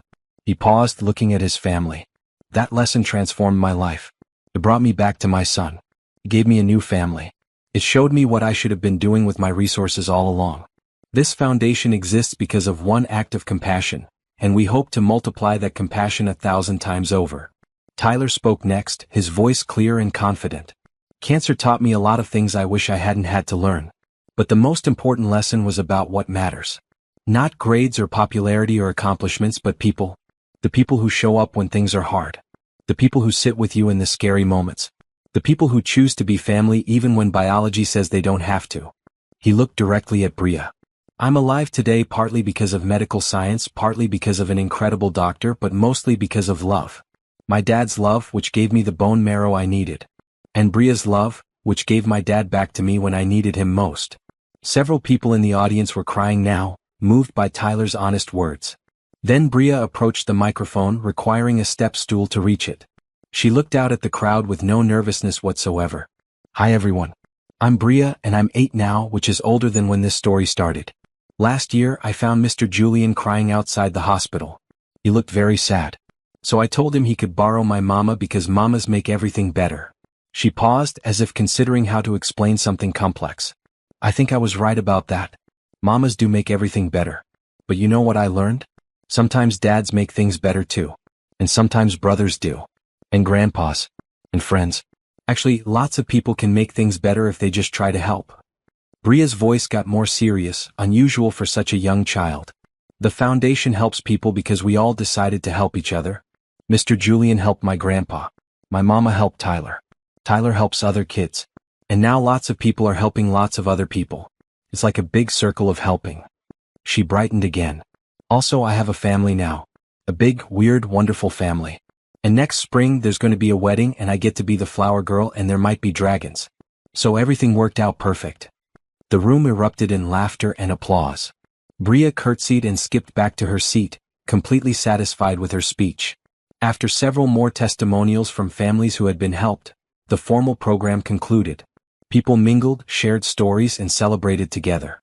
Julian found himself approached by a couple with a young son. "Mr. Pierce," the mother said, her eyes welling with tears, "I want you to meet Nathan. He's 6. He has leukemia. Your foundation paid for his treatment last month when we had exhausted all our resources. Because of you, my son is getting the care he needs." Julian knelt to Nathan's level. "Hi Nathan. How are you feeling?" "Better," Nathan said shyly. "The medicine is yucky but it's working." "I'm so glad," Julian said, then looked up at the parents. "I'm honored the foundation could help. You shouldn't have to choose between your child's health and financial security. The world needs more people like you, the father said. Julian shook his head. The world needs more people like all of us choosing to help each other. That's what makes the difference. As the evening continued, Julian watched his family work the room. Tyler was deep in conversation with Jordan and Ava, the three of them planning some kind of peer support initiative. Bria was showing her flower girl dress sketches to anyone who would look. Robert was sharing teaching stories with a group of parents. Naomi was discussing foundation expansion plans with several hospital administrators. This was what life was supposed to be. Connected, purposeful, filled with love and meaning. Later, as the event was winding down, Dr. Richardson pulled Julian aside. I wanted to tell you something. In my 30 years as a pediatric oncologist, I've seen a lot of families face impossible situations. Most of them just try to survive. But you, Julian, you turned your crisis into a mission. You took your pain and used it to ease other people's pain. That's extraordinary. I just did what anyone should do, Julian said. No, Dr. Richardson corrected. You did what anyone could do if they chose to. Most people don't make that choice. You did, and hundreds of families are better for it. As they drove home that night, the family car filled with comfortable chatter, Julian reflected on the doctor's words. He had made a choice. On those hospital steps a year ago, when Bria offered to loan him her mother, he could have politely declined, kept his walls up, continued in his isolated existence. But he had accepted the help. He had chosen vulnerability over pride. And that choice had led to every good thing that followed. Dad, you're being quiet, Tyler observed from the passenger seat. What are you thinking about? Just grateful, Julian said. For all of this. For you being healthy. For our family. For the chance to make a difference. We're grateful too, Naomi said from the back seat where she sat with Bria and Robert. For you. For your courage to change. My courage. Julian laughed. I wasn't courageous. I was desperate and broken. Same thing sometimes, Robert said wisely. Courage often looks like desperation. The bravest thing you can do is admit you need help and then accept it when it's offered. If this story moved you, please subscribe and share it with someone who needs to be reminded that it's never too late to change, to heal, and to build the life you're meant to live. Your comments and shares help spread messages of hope and kindness. When they arrived home, Bria was already asleep, and Julian carried her to her room, tucking her in carefully. He looked around the room at the dragon collection on the window seat, the drawings covering the walls, the evidence of a well-loved, happy child. 1 year ago, this room had been empty like the rest of the house. Now it was full of life just like every room in the house. Julian found Naomi in their bedroom, removing her jewelry. Have I told you today that I love you? He asked. Yes, Naomi smiled. But I never get tired of hearing it. I love you, Julian said, wrapping his arms around her from behind. And I can't wait to marry you in the spring. Are you ready for Bria to plan our wedding? Naomi asked with amusement. Because she has a lot of ideas, many of them involving dragons. I'm ready for anything, Julian said. As long as I end up married to you, the details don't matter. Even if there are dragons? Naomi teased. Especially if there are dragons, Julian confirmed. Bria's dragons are non-negotiable. They stood there for a moment, holding each other, grateful for the life they were building. Over the next few months, as winter turned to spring, wedding plans took shape. True to her word, Bria was heavily involved, and yes, there were dragon elements incorporated into the design. But it was beautiful, intimate, and perfect. The wedding took place in the garden of their home on a sunny April morning. Tyler walked Naomi down the aisle, a role he had specifically requested. Bria took her duties as flower girl very seriously, distributing petals with careful precision. Robert officiated, having become ordained specifically for this purpose. The guest list was small. Close friends, the hospital staff who had become family, the families they had helped through the foundation, and Dr. Richardson. Everyone who had been part of their journey to this moment. As Julian watched Naomi walk toward him, Tyler at her side, Bria scattering flowers ahead of them, Robert waiting to perform the ceremony, he felt overwhelmingly grateful. Grateful for the hard moments that had led here. Grateful for the people who had helped them heal. Grateful for second chances and found families and the courage to be vulnerable. The ceremony was simple but meaningful. When it came time for vows, Julian spoke from his heart. Naomi, you saved my life. Not by fixing me but by seeing me, accepting me, and showing me what really matters. You taught me how to be present, how to love, how to build a life instead of just accumulating things. I promise to choose you every day, to show up even when it's hard, and to build our family with the same kindness you showed me from the very first moment." Naomi's vows were equally heartfelt. "Julian, you showed me that it's okay to accept help, that pride shouldn't prevent us from receiving what we need. You've given my family security, love, and hope. But more than that, you've given me a partner who understands that family is not about perfection but about showing up. I promise to choose you every day, to support your continued growth, and to build our life together with honesty, compassion, and joy." When Robert pronounced them married, the small gathering erupted in applause. Tyler and Bria rushed forward, wrapping their arms around their parents in a group hug that photographer captured perfectly. The reception was held in the garden, simple and joyful. There was dancing, laughter, stories shared, and yes, a cake decorated with subtle dragon details that made Bria beam with pride. At one point, Julian found himself standing with Tyler, both of them watching Naomi dance with Bria. "Mom would have liked her," Tyler said quietly. "She would have been happy you found someone good." "I think so too," Julian agreed. "And Tyler, I want you to know that loving Naomi doesn't diminish what your mother and I had. It's just a different chapter." "I know, Dad," Tyler said, putting an arm around his father's shoulders. "And I'm glad you found this chapter. You deserve to be happy." As the sun set and the reception continued under string lights, Julian had a moment of perfect clarity. This was the best gift of all. Not the wealth he had accumulated, not the success he had achieved, not even the foundation they had built. The best gift was right here. Tyler healthy and thriving. Naomi, now his wife, dancing with their daughter.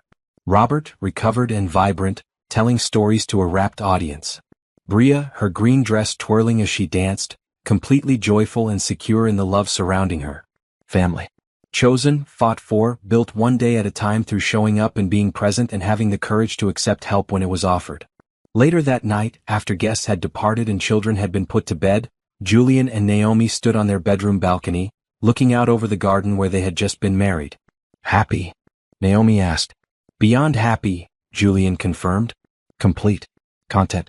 Grateful." "Me too," Naomi said, leaning against him. They stood in comfortable silence for a moment before Julian spoke again.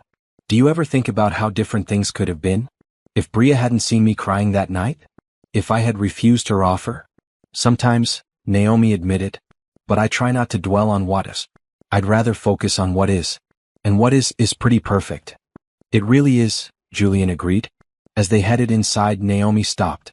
"Julian, I should tell you something. I'm pregnant." Julian stared at her, hardly comprehending. "What? Really? How long have you known?"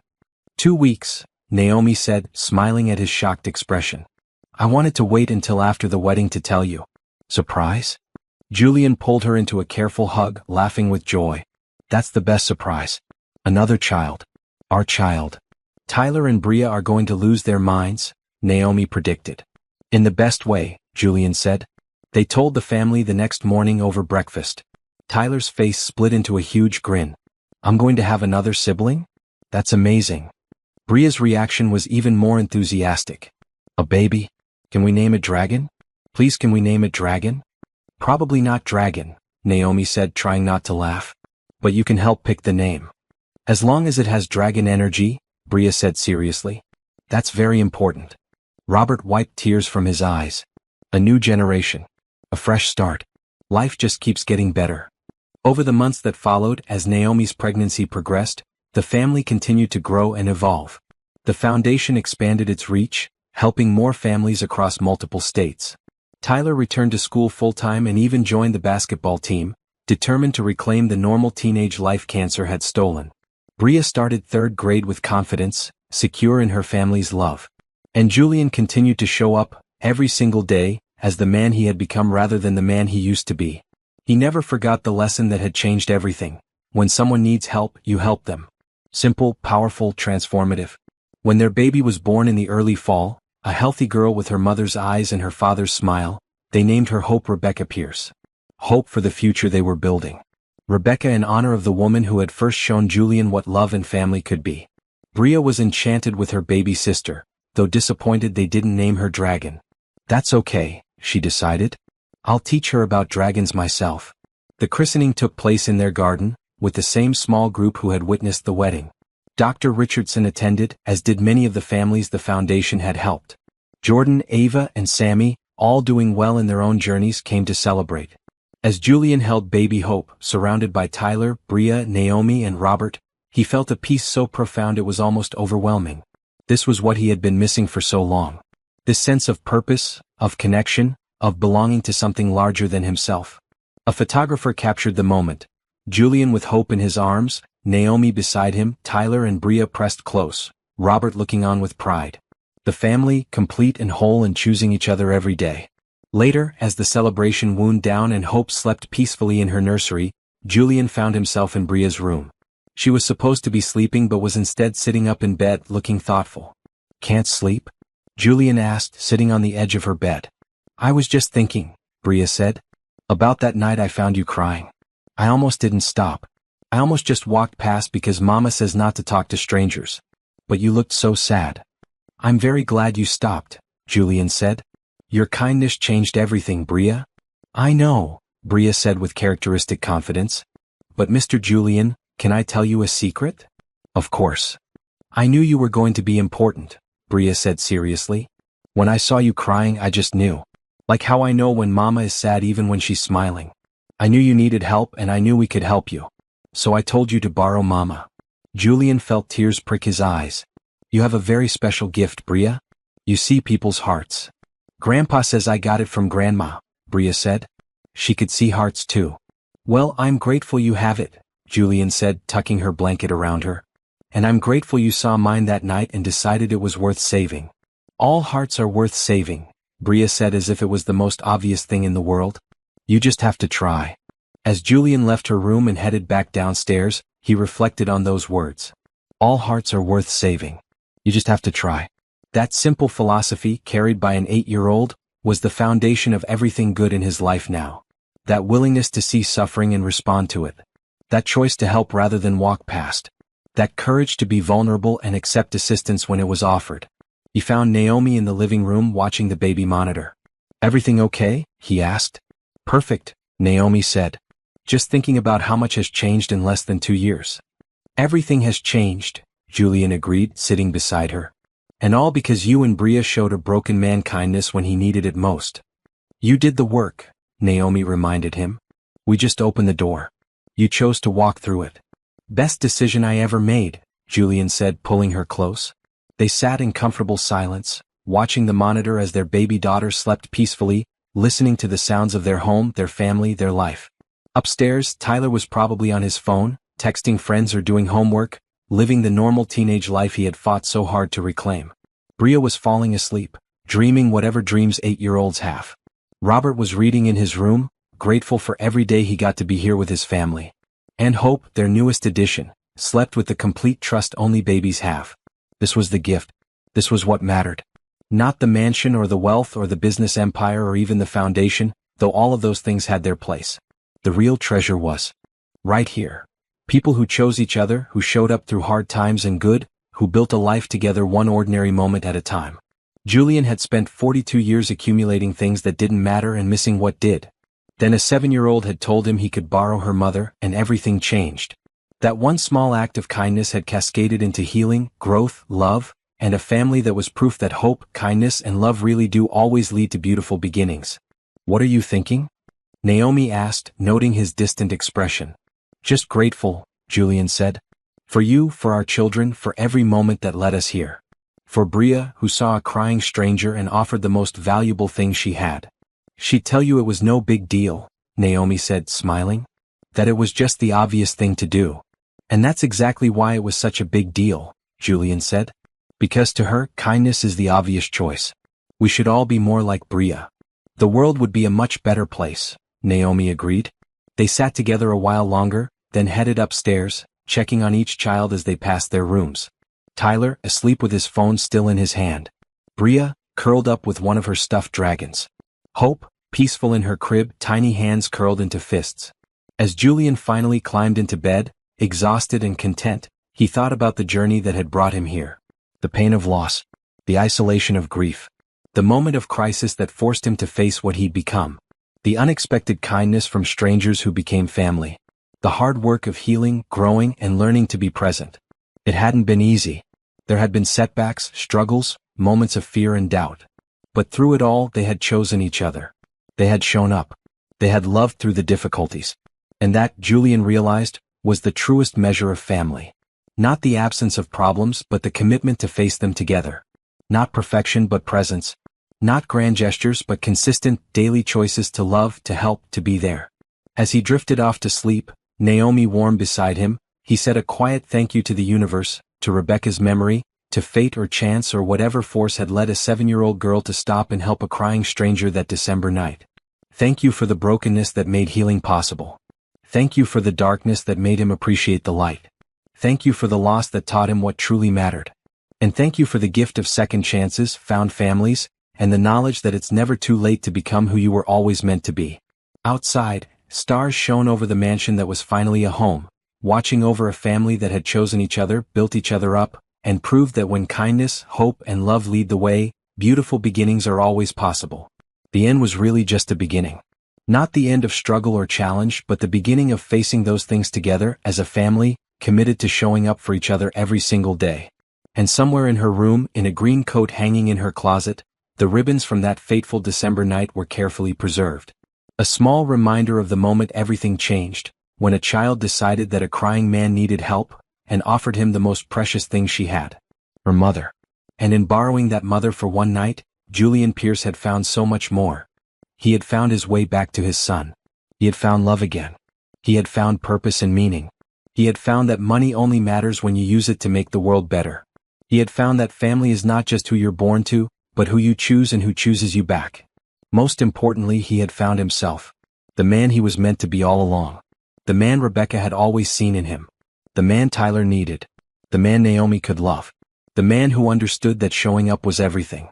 All because a little girl had seen someone who needed help and decided, with the simple wisdom only children possess, that helping was the obvious choice. That was the best gift of all. Not any single moment or achievement, but the accumulation of ordinary days filled with extraordinary love. Family dinners and homework help and bedtime stories. Scraped knees and birthday parties and quiet conversations. The beautiful mundane reality of choosing each other over and over again, building a life that mattered. Julian Pierce had everything he had always wanted. Not because he had bought it or earned it or deserved it, but because he had finally learned to accept it when it was freely offered. And he would spend the rest of his life paying that kindness forward, one family at a time, one act of compassion at a time, proving that Bria had been right all along. When someone needs help, you just help them. That's what kindness looks like. That's what love means.